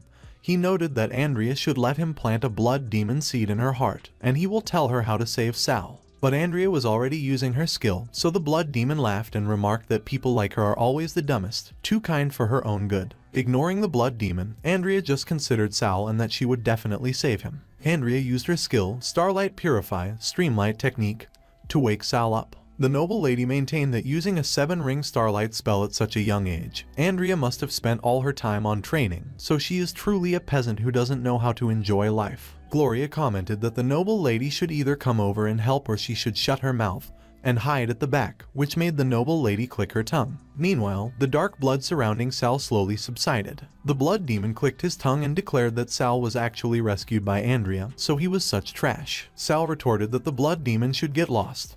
But the blood demon continued to click his tongue and added that if he hadn't promised Andrea to save Sal, he wouldn't have bothered showing up in that disgusting place. The blood demon expressed that he will only teach it once so Sal should remember it well. He noted that Sal should identify the differences between the blood and determine what exactly made him lose control. And if Sal let that kind of thing enter his bloodstream again, he would kill the girl he cared about, and he pressed if he understood. A huge, red crystal was formed after the blood demon condensed the dark blood that Sal released. The blood demon proclaimed that he and Sal will see each other very soon. Sal warned that the next time the blood demon sees him, he will regret it. He used his skill, Blood Serpent Violent Feast. Sal eliminated all the monsters in one fell swoop. A few moments later, Sal started condensing the blood of the monsters he killed into a huge, red crystal, the same as what the blood demon created earlier. A golden pillar of light appeared at the mountaintop. The noble lady stated that a half-saint level powerhouse entered the secret realm, so the school must have realized the situation and sent a teacher to fetch them. But Sal wondered why a half-level powerhouse would be deployed if something has changed in the trial mission,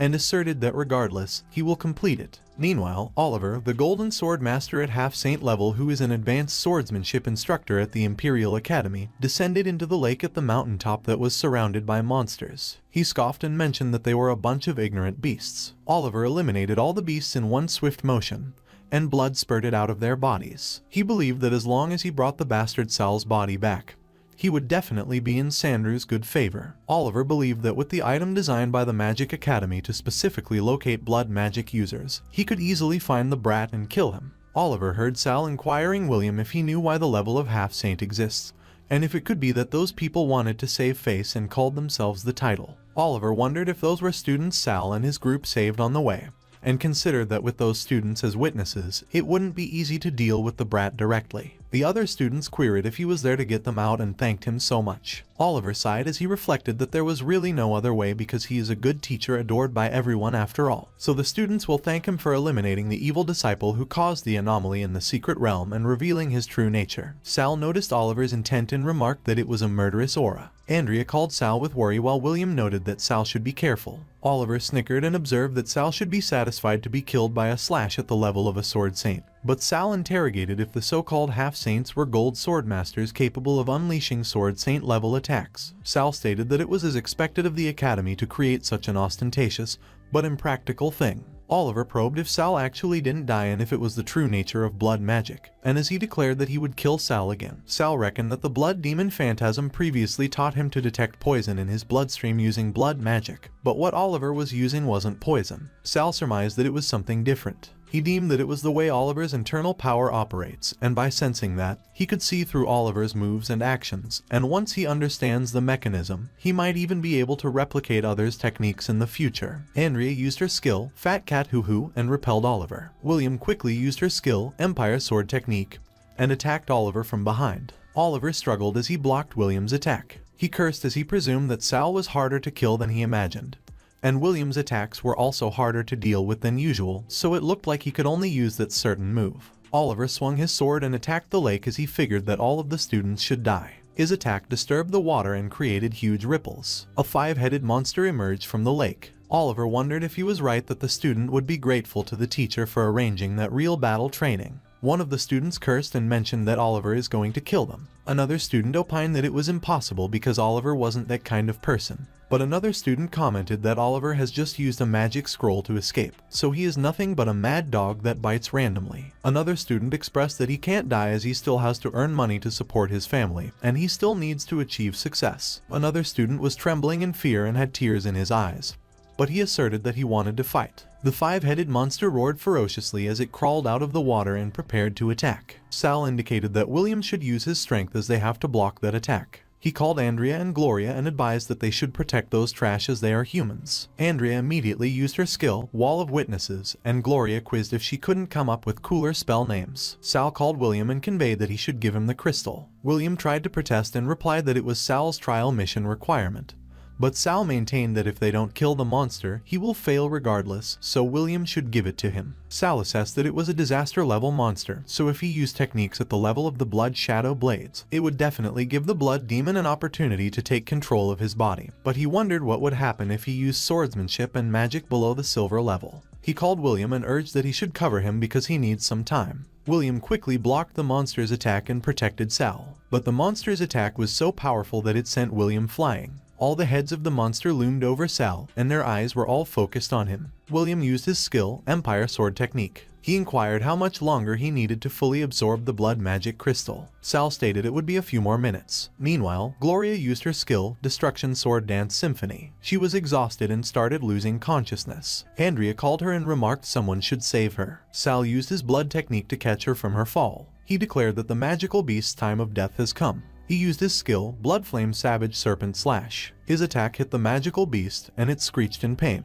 It was simple. It got cut in half and was burned by the flames. A few moments later, the flames died down and the smoke began to settle. Louis and the other students were all exhausted, and they struggled to stand. He asserted that Sal was the devil who practices blood magic, the evil spawn who abandoned his family, and the bastard who harmed his brother, and William responded no. But Louis yelled as he raised his sword. He plunged it on the ground. He explained that without Sal's help, he would have already been dead, so he requested that he accept his sincerest apology and gratitude and forgive his past foolishness and ignorance. The other students followed and requested that he accept their sincerest apology and gratitude. The noble lady suddenly commented that everyone should look and queried what it was. There was a huge insect swarm in the sky. Sal used his skill, Blood Vision. The insect swarm must be hiding some kind of secret. He called Andrea and observed that she should protect herself and take care of those students as he used his skill, Bloodlight Stealing Shadow. He dove into the lake. He could see that the so-called Mylissa swarm is just a tool for harvesting life force. The real goal was to use the heart within the magic formation to resurrect the mage named Mylissa. He cursed the lunatic and added that it was black magic again. A bastard who steals others' life force to prolong his own life is better off dead. So he ordered his blood serpent to go and cough up a violent feast. Back at the surface, one of the students probed if his stamina had recovered, and another mentioned that his magic had recovered too. One of them noted that they should look, and as he interrogated if that wasn't the secret realm door, Sal affirmed that he didn't expect to find the exit by accident. Meanwhile, Oliver was thinking that everything that happened in the secret realm must not be spread outside.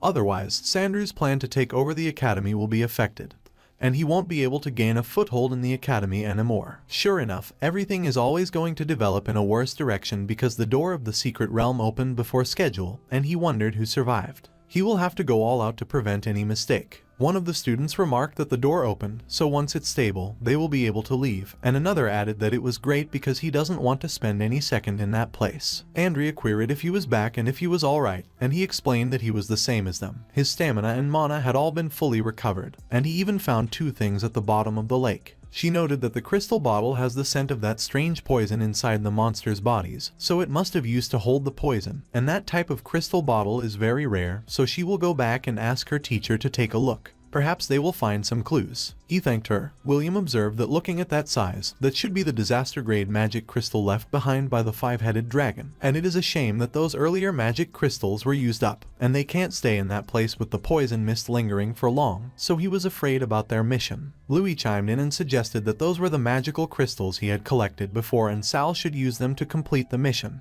The other students agreed that he should take theirs too and thanked him, which made William think that Sal is finally accepted by everyone, which is great. A few moments later, Oliver inquired why the student couldn't just die quietly in the secret realm. Suddenly, Sal warned that it was bad. He used his skill, Bloodlight Stealing Shadow, and dodged Oliver's attack. Oliver shouted that he should die. Andrea probed if he was alright, while Gloria urged that he should let her help him. He used his skill, Blood Vision, and declared that he had seen Oliver's death. Oliver roared that Sal was a bastard, so he should die, but Sal retorted that the person who should die was him. As their swords met, both of them were sent flying by the impact. As Sal managed to land on the ground, the crystal bottle fell out of his pocket. Suddenly, George commanded that everyone should stop. He challenged if he even realized what he was doing, and he believed that he was a brainless fool who was ignoring the rules and was nothing but a burden. And as long as he completed Sandru's mission, the lives of a bunch of students didn't matter to him. Oliver countered that he is killing the evildoer who poisoned the secret realm. One of the students wondered if he was poisoned, while the noble lady inquired if he had any evidence, and he replied, of course. It was a magic scroll personally created by Albus. It could identify the scent of the poison, so if the culprit is among the students, the scroll would find him immediately. The light from the scroll quickly found the crystal bottle Sal dropped. One of the students argued if Sal really poisoned the secret realm and proposed that it was impossible because he just saved them.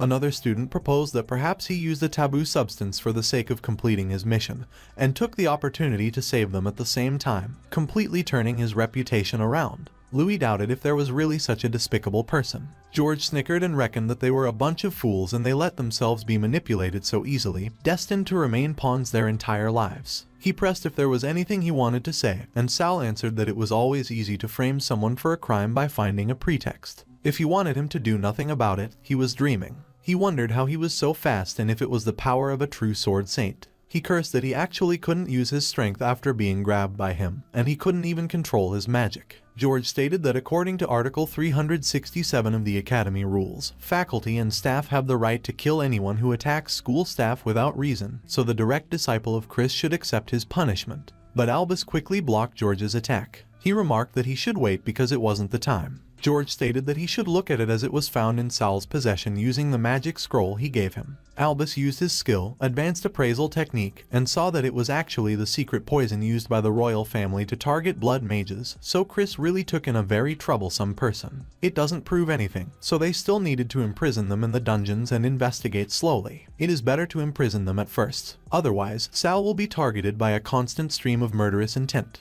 George tried to protest, but he declared that it was enough and they would investigate when they got back, and they should not make a fool of themselves. One of the students queried if Sal was the bastard who used the poison or not, to which another noted that of course he was because George used Albus's magic scroll to find it. But another observed that Chris refuted it and Albus didn't deal with him on the spot either. Another student mentioned that he still thinks Sal is the culprit, but Louis asserted that he believed it was a setup by Oliver because they all saw how he disregarded their lives in the secret realm. On the other hand, Sal and Chris were back at the Academy dungeon. Chris explained that the poison was specifically used by the royal family to deal with blood mages, and according to his investigations, it came from none other than the second prince, Sandrew, and Sal insisted that he won't let him off and he will kill him. Chris scoffed and reiterated that he was so childish and he should stay there and think carefully because there is no shortage of enemies to kill in that world. And Oliver proclaimed that he was a fool because Chris' duty is to protect the royal family, and he actually told him right in his face that he is going to kill Sandrew. Sal added that he didn't expect him to still serve his master at that point in time when he doesn't care for his life at all. But Oliver clicked his tongue and informed that it was his honor to be able to contribute his strength for Sandrew. That made Sal remember. He remembered the time when he recalled that as the shadow of the Cooper family, it was their highest honor, and he cursed the royalty. He pondered if he had not considered whether it was worth it or not and if his talent and hard work were solely to satisfy the desires of that trash. He must have felt it too, being a disposable pawn, abandoned at any moment. If he does not have anything else he cares about, his family, and if he is willing to confess everything about the secret realm to Albus, he promises to help him break free from the control of Sandrew. Oliver affirmed that the bastard should shut up and he shouldn't think about making him betray his family just like him, a lowly traitor. But he just responded that if that was the case, they should see how well the master he was so loyal to will treat him. A few moments later, a mysterious man approached Oliver's cell.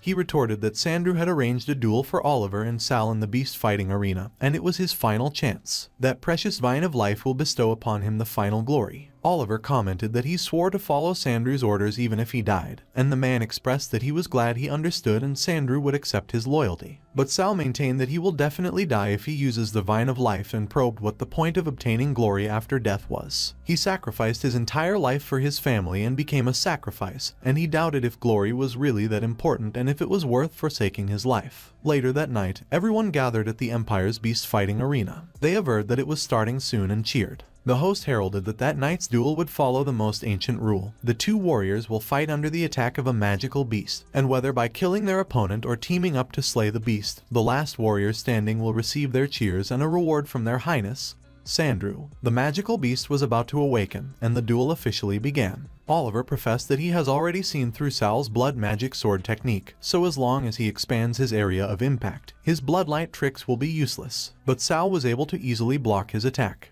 He inquired how that was possible, and Sal challenged if he knew how powerful a 4-year-old who is painstakingly trained in the sword and possesses an S-rank sword talent was. His body has fully recovered, so it was time to test Chris' sword technique inheritance. He used his skill, Silent Slash, and voiced that he has recovered his full strength so he can't defeat him. Meanwhile, Sandrew was wondering why Oliver wasn't using the potion, and he called someone to bring Grace over. Grace is Oliver's mother and Sandrew's cook. Oliver wondered what Sandrew was going to do with her if he failed. He looked at the potion bottle with hesitation. He can't fail. The veins in his body immediately popped, and he released an ominous aura. The magical beast started attacking them. Oliver requested for Sal to die for his mother, but he requested for him to help her separate his mother from Sandrew, and in exchange, he would help him deal with the underworld vines, and Sal pressed what he was trying to do. Oliver avowed that only with his death could his mother survive past that night. Sal was thrown out of the magical beast's way, and it was focused on Oliver. Oliver begged him. He used his ultimate move, Flame Whirlwind Slash. It should die. An explosion occurred. Sandrew denounced that trash is trash and he couldn't even do such a simple thing.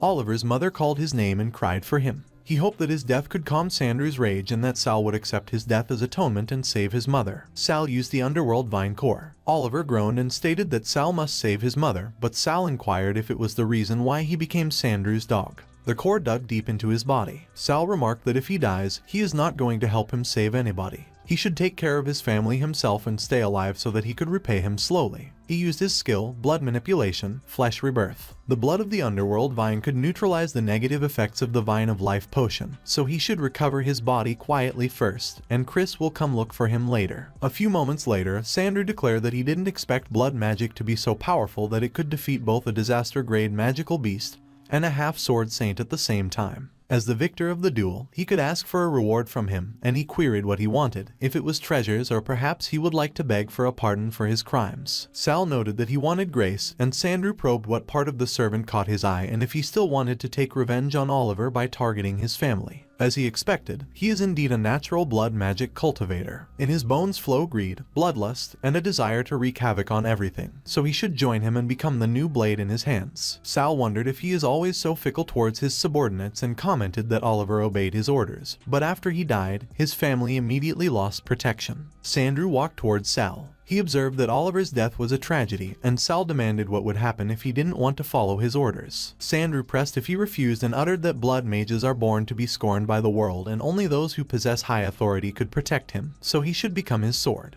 Otherwise, he will be expelled from the academy for being the mastermind of the Secret Realm incident. One of his knights mentioned that he is bestowing his grace, yet Sal wishes to refuse, and with such disrespect, he should die. Sal quickly blocked the knight's attack. The other knights asserted that there was an assassin, so they should protect Sandrew. Oliver and Chris barged into the room. Grace called her son and sought to know if he was still alive. Sandrew interrogated if he actually didn't die and expressed that he is a cowardly traitor, so he should go to hell. Sal indicated that the person going to hell was him. He quickly moved past the knights and used his skill, Bloodlight Stealing Shadow, to cut their limbs. He conveyed that it looked like Sandrew's authority was not useful at all. Sandrew challenged why he wasn't immediately killing the assassin who was trying to assassinate a member of the royal family as the captain of the royal guards and if he wanted to become a traitor too. Chris unsheathed his sword. He attacked one of Sandrew's knights. He responded that the only person he is loyal to is their majesty. As the captain of the royal guards, he has a duty to investigate the origins of those 3 potions, discovered in the dense forest of Mylessa and linked to Oliver, who came from the royal family. Fortunately, Sal saved Angela at that time.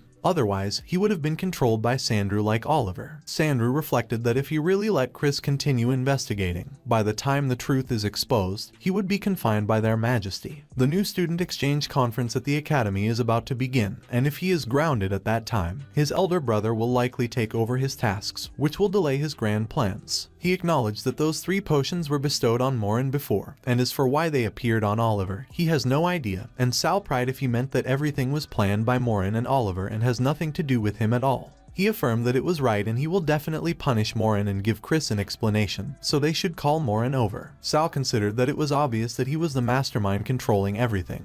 But just because he was the prince, he had countless people catering to him, and if he really hurt him, Chris would get in trouble too, so in that case, he would kill Morin first and break his wings. Morin examined if he was looking for him. Sal immediately attacked and proclaimed that he should die. But Alan blocked it and revealed that he was wondering who was daring enough to kill royalty in front of everyone, and it turned out to be a bastard like him. According to the sacred rules of the Empire, Morin is a baron. Even if he really killed Sal, all he needs to do is apologize to the Cooper family and pay a gold compensation. But Sal didn't die. Therefore, as a baron, Morin didn't violate any of the Empire rules, and he scrutinized if he wouldn't say so. He greeted Sandrew and replied that it was the Cooper family's failure in discipline that had allowed the lowly bastard to confront him, so he requested him to accept the Cooper family's apologies. Sandrew disclosed that their Cooper family's hunting dog should be kept properly in its cage instead of coming out and biting wildly, and Alan requested for him to rest assured. It had been a long time since he saw the bastard, and he inquired if he was prepared to be dragged back into the cage by him. Chris remarked that Sal's reaction that day surprised him. When that obnoxious guy from the Cooper family insulted him in front of everyone, he actually ignored those words and did not get mad. Sal stated that there was no point in getting angry because he had defeated Alan more than once in the past. But he has the Shadow Oath, so as long as he is not dead, the shadows in the Cooper family will suffer. The Cooper family's matriarch won't let Alan come there on his own to seek death. She probably came with him too. After all, Sandrew is in charge of the new student exchange ceremony, and he will definitely invite the 7 great generational families if he wants to create his own faction to seize authority. One of Sandrew's guards asserted that Sal was an evil bastard, so he would kill him in the name of the Holy Light and that Chris shouldn't be tricked by him and let him tear off his fake veneer. But Sal just noted that there was no need to show off their quick tongue because only those dogs who can't bite will bark the loudest. In the new student exchange ceremony, there will be many S-rank talents far better than the 2 of them waiting for him to defeat and make allies of. He doesn't have time to fool around with all of them. Back in the present, Chris laughed and replied that Sal was a good kid and he finally matured a little. He has arranged a meeting with Albus for him, as he is very interested in the inheritance of the first blood magic sword saint, and perhaps he might be able to teach him something new. A few moments later, Sal went to the Imperial Academy Great Training Grounds. Albus explained that he should come and use his strongest move to attack him, but he observed that he couldn't do it. He snickered and declared that Sal is a kid that respects his elders, so in that case, he will make the first move. Sal was surprised when a huge hand suddenly appeared behind him.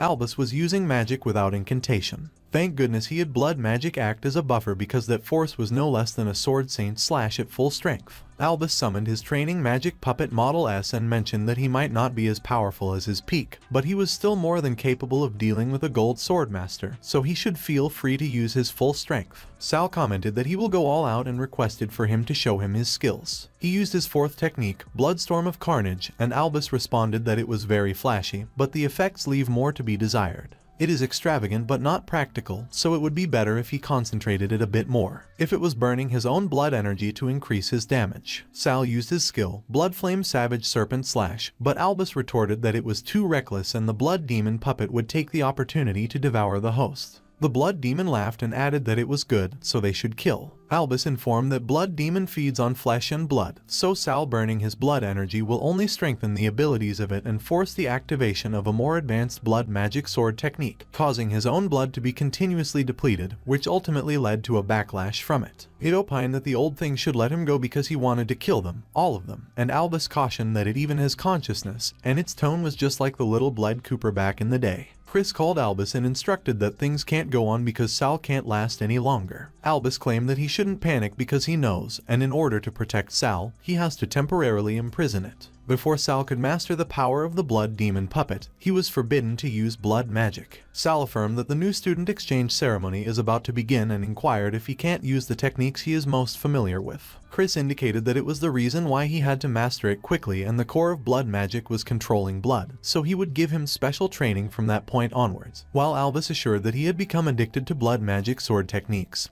So if that power wasn't controlled, it would be a disaster. The armies led by the first and second Coopers were invincible, but they all died in one night, and he wondered if he wasn't curious about how that happened. Sal queried if it could be because the blood magic sword technique went out of control, and it was no wonder there are no such records in the Empire's history. Albus warned that there are many people in the Academy that Sal cares about. Only by fully mastering the blood magic sword techniques could he keep them out of danger. Sal revealed that he understood and thanked him, while Chris proclaimed that Sal should come because the time is tight, and they have to do special training on his blood magic. The less people who know about the secret training, the better. Chris noticed the bird that flew out the window. A few moments later, the bird was flustered. She saw Sal naked by the bath. Chris mused that when the first gets bigger, all kinds of birds will appear, and the Imperial Academy is going to get noisier. On the other hand, the bird transformed into Luna, and she professed that it was just a medicinal bath. Luna Forest is an S-rank prodigy from the Forest family, and she cursed and advised that the drunk cat uncle must have done it on purpose. With Sandru's orders to ensure that Sal refrains from using blood demon sword techniques, he has effectively handicapped himself, so she will definitely be able to eliminate him during the upcoming freshman exchange ceremony. Time passed, and Morin asserted that the date for the Imperial Academy's annual new student dueling ceremony had arrived, and it is a rare event in St. Gordon, and the seats will usually be full. The audience can not only see the unique talents of the freshmen but also the family heads of the legendary Duke families. Their Royal Highness, Sandru, respected representatives of the Duke's families, and their outstanding teachers and students of the Imperial Academy were all gathered there that day to witness the talent and potential of their new students. The ceremony is hosted by their Highness Sandru, and the victor will not only receive priority guidance at the Imperial Academy,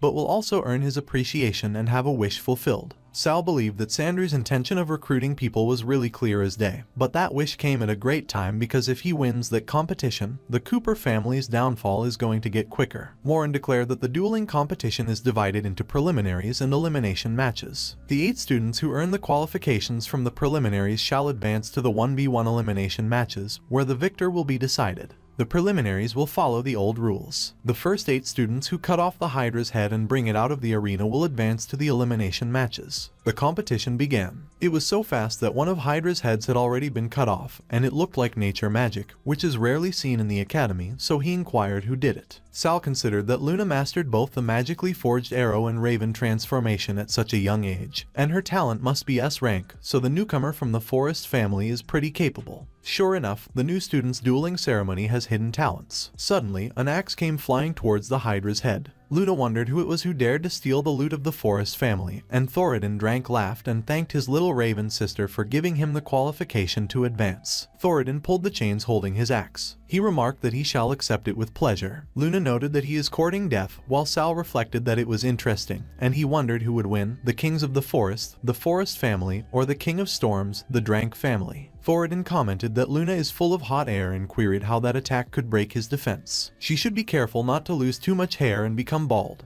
And Sal mused that it was as expected of a member of the Drank family, who had the reputation of having a monstrous defense. Warren stated that the first place was Thoradin, earning the qualification to advance to the elimination match. One of the students affirmed that he was so strong, and another probed if he won quickly, while Sal reckoned that the Hydra is more dangerous than the five-headed dragon in the secret realm. But fortunately, there is a seal suppressing it. Otherwise, it would be troublesome. Gloria suddenly explained that it was just a sneak attack trick and that they should watch her. They shouldn't let the northern barbarians look down on their empire's warriors, and Sal presumed that it was as expected from the Isak family, once known as the king's right hand in his past life. On the other hand, William mentioned that they should kill, and it was the home court of their imperial academy, so everyone should charge. The Hydra has been enraged, so they should defend themselves immediately, and Sal conveyed that Andrea should be careful. The Hydra should back off. Andrea expressed that Sal is incredible because his sword energy is strong enough to slash through a magical beast, and he supposed that the Hydra's true powers have been heavily suppressed, so it looks like the Academy doesn't want to see any Earth in the preliminaries. William suddenly called Sal and informed that he finally got one too, and Sal imagined that it was nice because once he gets another head, all members will successfully advance. It is rare for the Hydra to be suppressed to that extent, and apart from the head, he wanted to retrieve something else. He called Andrea, Gloria, and William and uttered that all of them should get back because he would use it as training, to which they agreed and observed that he should be careful. He swiftly maneuvered and dodged the Hydra's attack. Although he couldn't use his blood magic, he was able to withstand the Hydra's attack since his body had strengthened. He went and grabbed the head of the Hydra that was about to release its blaze magic attack. It should have a taste of its attack itself. The Hydra's rapidly regenerating shield has been shattered by its own strongest attack. When 8 of the Hydra's heads are cut off, it will consume the center head's energy to instantaneously regenerate the other heads. That will lead to the Hydra entering a state of extreme weakness. At that moment, he just needed to use the sword to cleave at the Hydra, and if he used the blood magic resonance taught by Chris, he would be able to obtain the Hydra's rapid regeneration ability. But Alan blocked his final attack. He laughed and responded that Sal is as foolish as always. He tried to challenge the most difficult head but ended up in a miserable state and also missed the final qualification. He suggested that he kneel down and beg him because no one knows. He might let him have it. Sal replied that his skin is quite thick. Alan voiced that if Sal didn't care about advancing, he challenged what about his companions if he did not care about them either. Sal broke free as he called Alan's name. At that moment, the Hydra also broke free from the seal. The Hydra quickly regenerated and grew so many heads. Sal indicated that Alan was courting death.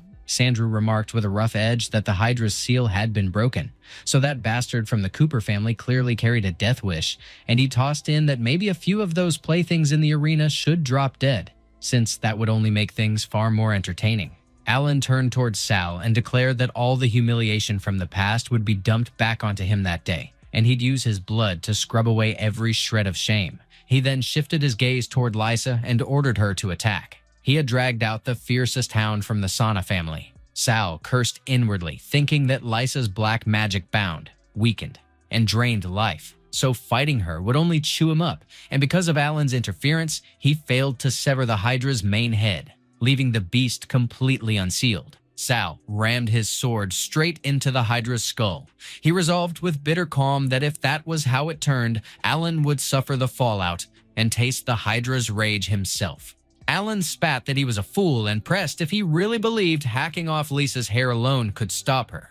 She muttered an incantation and her hair lashed outward in all directions. Her locks sucked the fire blazing off the Hydra. Sal grimly admitted it was curious to see the flames swallowed and reshaped into new forms, but he deemed it a pity. Provoking the Hydra and exploiting its power like that, the monster would absolutely lash back against such an obvious poke.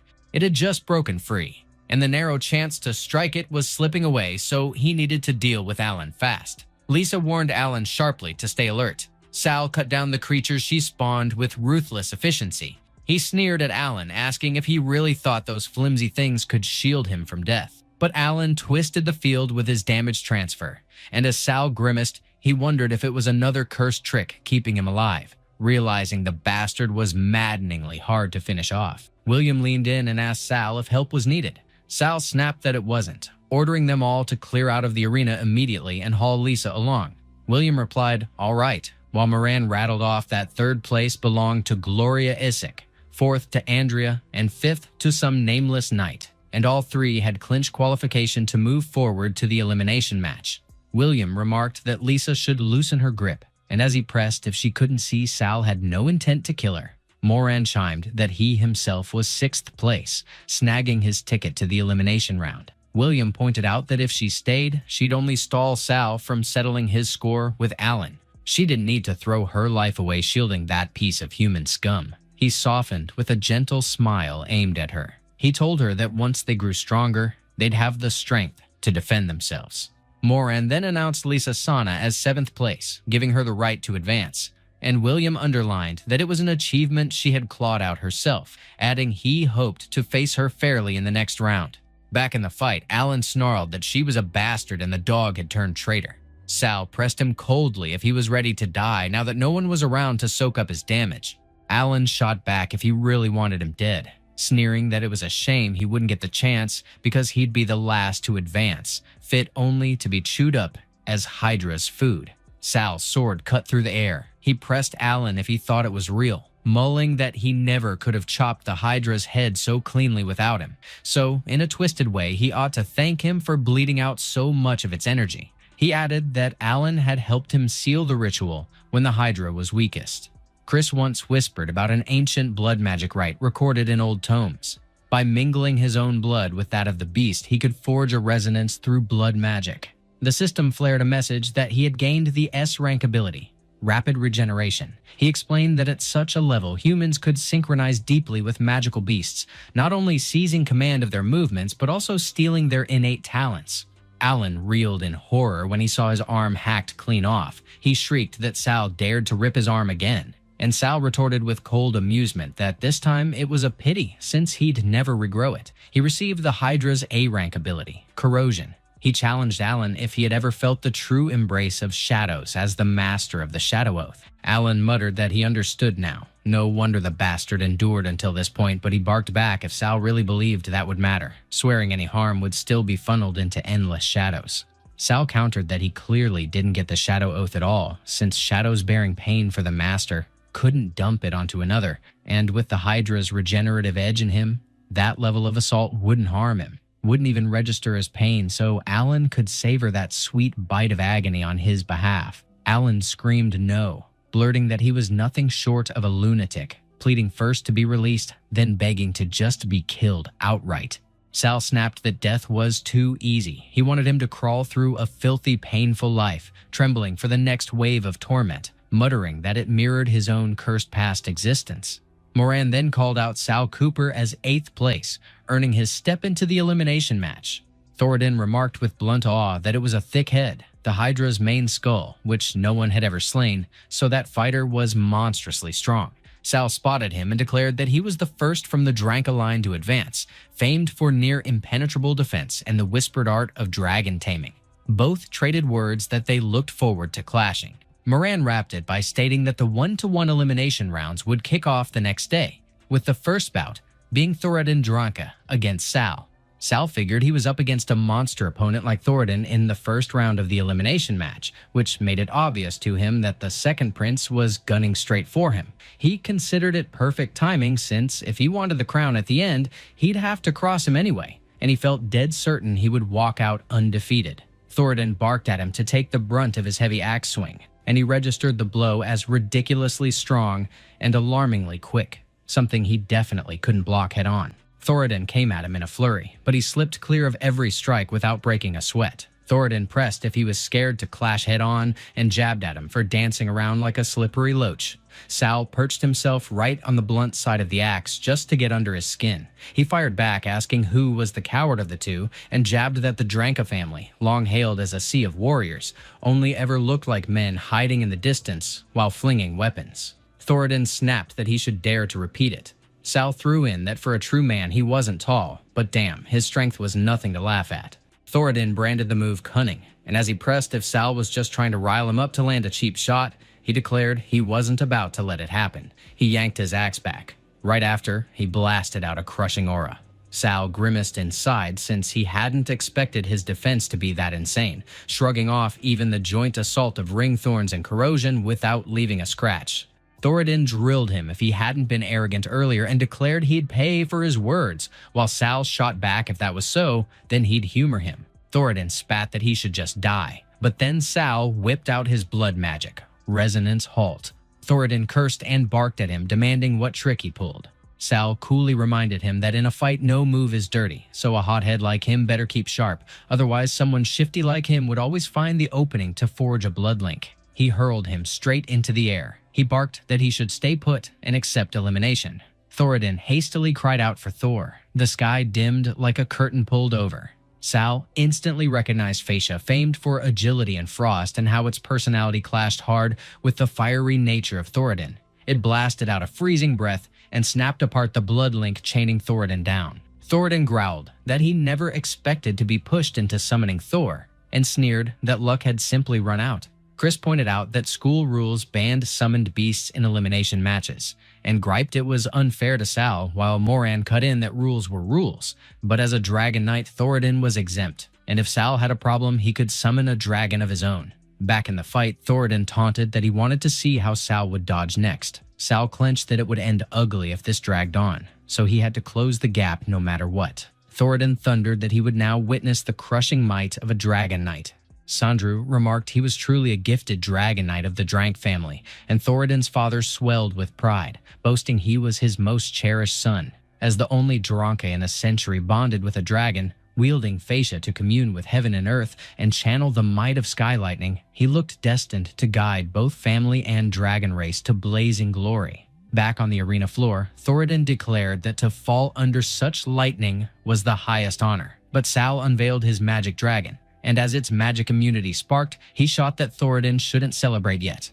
The audience roared with confusion, demanding why another dragon had appeared, and if Sal was also a Dragon Knight. Thoradin and his father both gasped. If it was truly a magic dragon, the beast whispered to be extinct. Sal mused only natural disasters could ever push a magic dragon to evolve, and in another life, Alan had it but never unlocked its growth. So it was a stroke of fortune that this one gained the lightning attribute, brimming with limitless power. He urged it to go wild and show off its newfound strength, while Thoradin reeled, shouting that it was impossible. Sal then unleashed his lightning flash. He called out Thoradin, roaring that the victory would belong to him alone. He drew in the dragon's lightning breath, poured it into his sword, and swung with all force. Thoradin's body jolted, roasted alive by the storming current.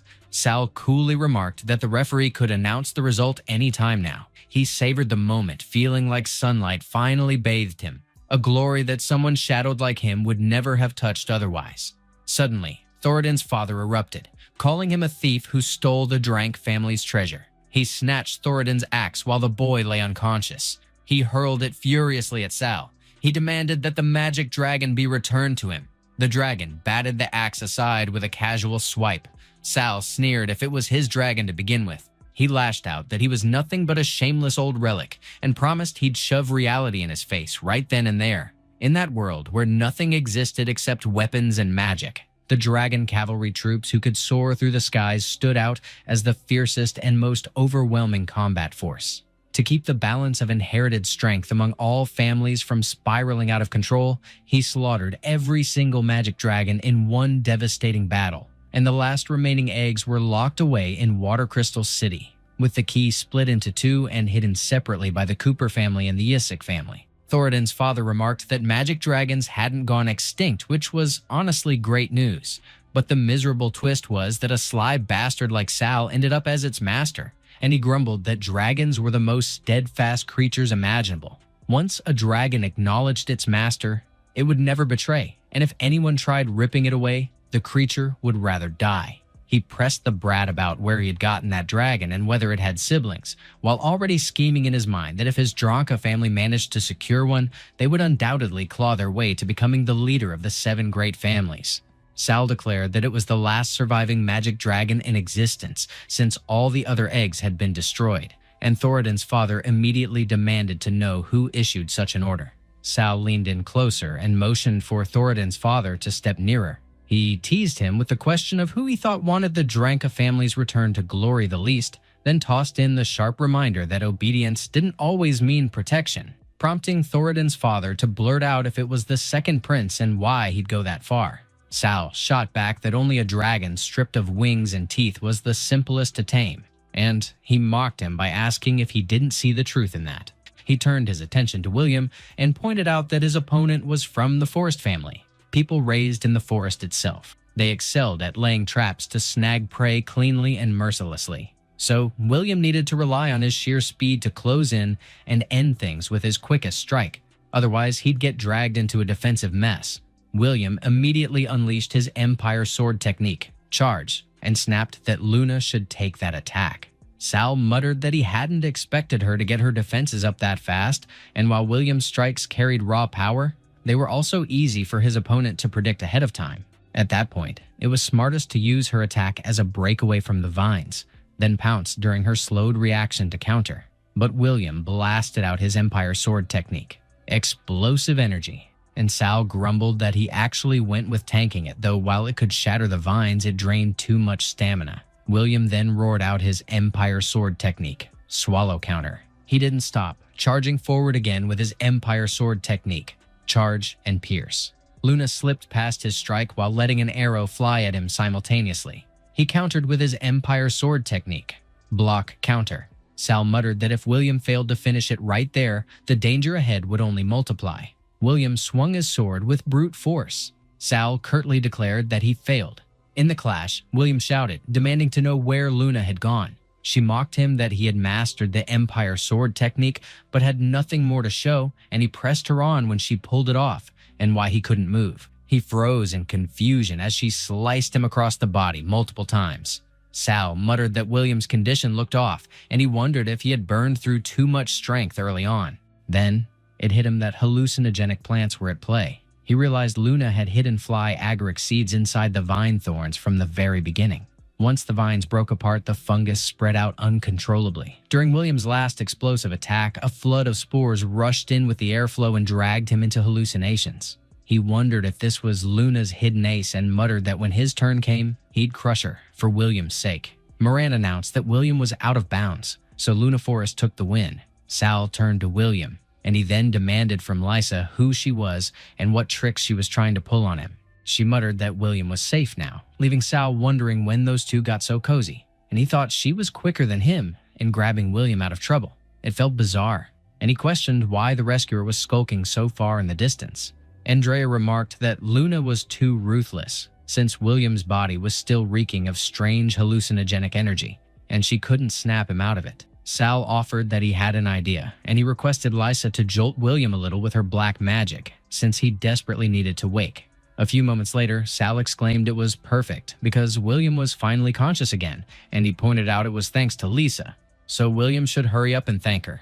He gave Lysa his thanks. She turned so flustered, her whole face burning crimson. William then demanded to know why she bolted so quickly after seeing him. Andrea explained that her magic and Lysa's had briefly fused inside William earlier, and she accidentally caught glimpses of Lysa's memory, revealing she had failed to protect Alan in the past, and even after saving William, she feared punishment from the matriarch.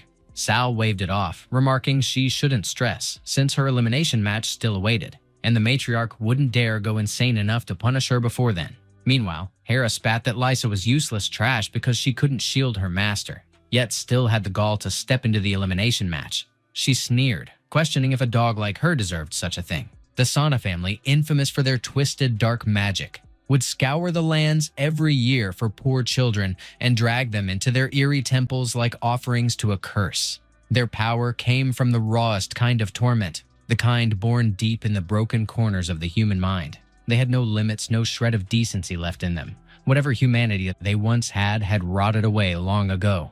Only the rare souls tough enough to crawl through that abyss were branded and turned into merciless weapons of death. Hera pressed Lisa, wondering if the dog of the Sana family had started forgetting her master's sacred creed. She reminded her that loyalty meant giving up everything, body, soul, and breath, for her master, without hesitation. Since she had failed to protect her master, that arm hanging by her side had already lost all worth. Lisa admitted that she failed her duty and couldn't guard young Master Alan from harm. She pleaded for punishment, asking Hera to do whatever she thought proper.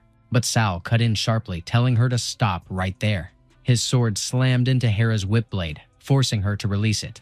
Andrea stepped forward, reminding Hera that they were inside the Imperial Academy, and Lisa wasn't some toy to break for amusement. Hera sneered, recognizing Sal, claiming she hadn't yet found the chance to deal with him, and never figured he'd be foolish enough to come to her. She promised to clamp the dark magic collar around his neck, make him live worse than a slave, a crawling thing begging for mercy. Then she snapped her fingers, activating the collar already locked around Lisa's throat. Sal told her calmly that maybe Alan hadn't mentioned it yet, that the Cooper family's shadow oath had backfired and Alan had become his shadow. She spat that he was a filthy, revolting bastard, fuming at his audacity to treat Alan like that, growling that he deserved death. He shot back that she better hope he lived a long, happy life because every cut, every agony would hit poor Alan instead. She demanded to know what he was trying to pull, calling him a traitor who thought himself some kind of savior.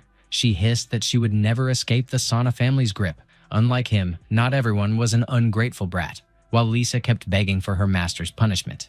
He snapped that the family had no regard for life at all, that they were nothing but monsters without hearts. But Andrea warned him not to act out, reminding him that attacking a noble would get him disqualified. She had already glimpsed Lisa's memories and believed that if they could stir her warmest ones, she might break the spell of the dark magic. Sal leaned closer, urging Lisa to listen, saying she still had an elimination match left, and if she won, she could stay in the academy. There was still a fair fight waiting. She saw William's smile flash across her mind. Then she recalled the matches, the heat of the arena, the promise. He told her she'd be free if she could make it out of that basement alive. Hera scorned her for even daring to resist, calling her a worthless bastard, vowing to make her soul ache so badly she'd never dream of defiance again.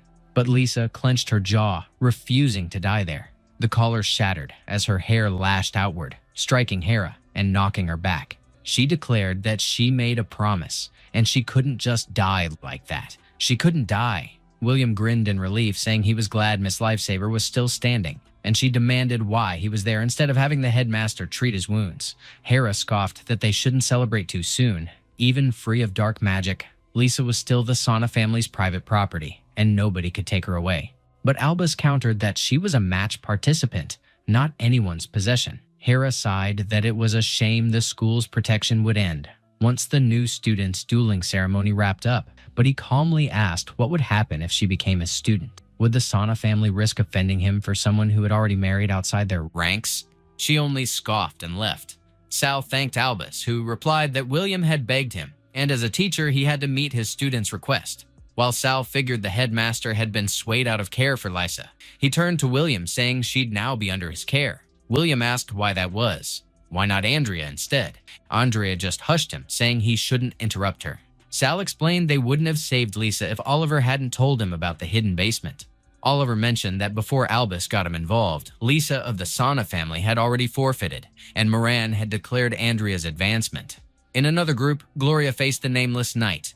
That knight crushed her effortlessly without taking a single hit, and even with his long teaching career, he couldn't figure out what kind of skill the man was using. It was almost time for his own elimination match, and if he didn't show up soon, Sandrew would throw him out for good. Back at the arena, Moran started a countdown from 3, warning that if Sal didn't appear by the end, it would count as his forfeit. He began the count from 3. Moran yelled out when Sal's dragon fried his mic with a wild burst of lightning. Sal remarked that they were getting way too impatient. He turned toward Luna and mentioned that they could start already. She muttered that he should take it then. But before she could pull her move, Sal unleashed the dragon's thunderflame roar without hesitation. He declared that he wouldn't let her pull off her old tricks again and told her to excuse him since he'd end this fast. Luna cursed and blurted that the attack was way too cool. Moran announced that Luna had flown out of the arena, meaning Sal won.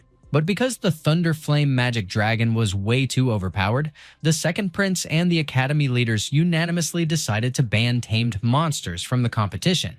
Sal remarked that the academy sure was fair when dealing with him. Moran called out that the next match was Andrea versus the Nameless Knight. Cassidon pointed out that the opponent's defense was absurd and that Gloria couldn't even scratch him, so she'd better not hold back. When she spotted Sal, she scoffed that he was just a brat, but he brushed it off and mentioned that Andrea should stay sharp, and if she ever felt in danger, she should just forfeit and leave the rest to him. She thanked him lightly and said she was heading out.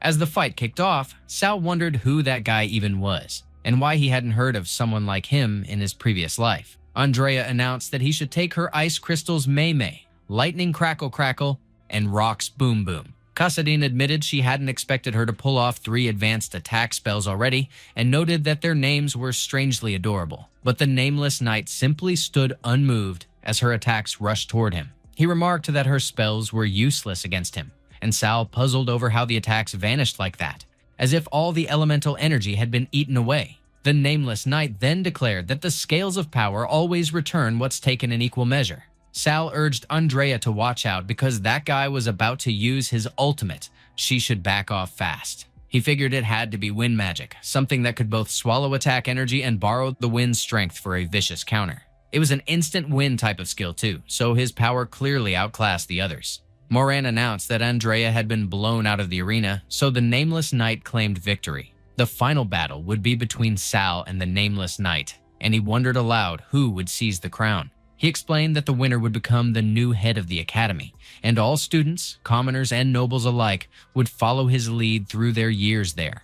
He then sneered, asking if their future leader would be the defeated dog Sal, cast out by his own family. And while some students joked about becoming the defeated dog of a defeated dog if they followed him, George figured the boy's luck had finally run dry. Moran continued, asking if it would instead be the mysterious knight who'd crushed everyone with just one strike, and the crowd roared for him to finish off the defeated dog.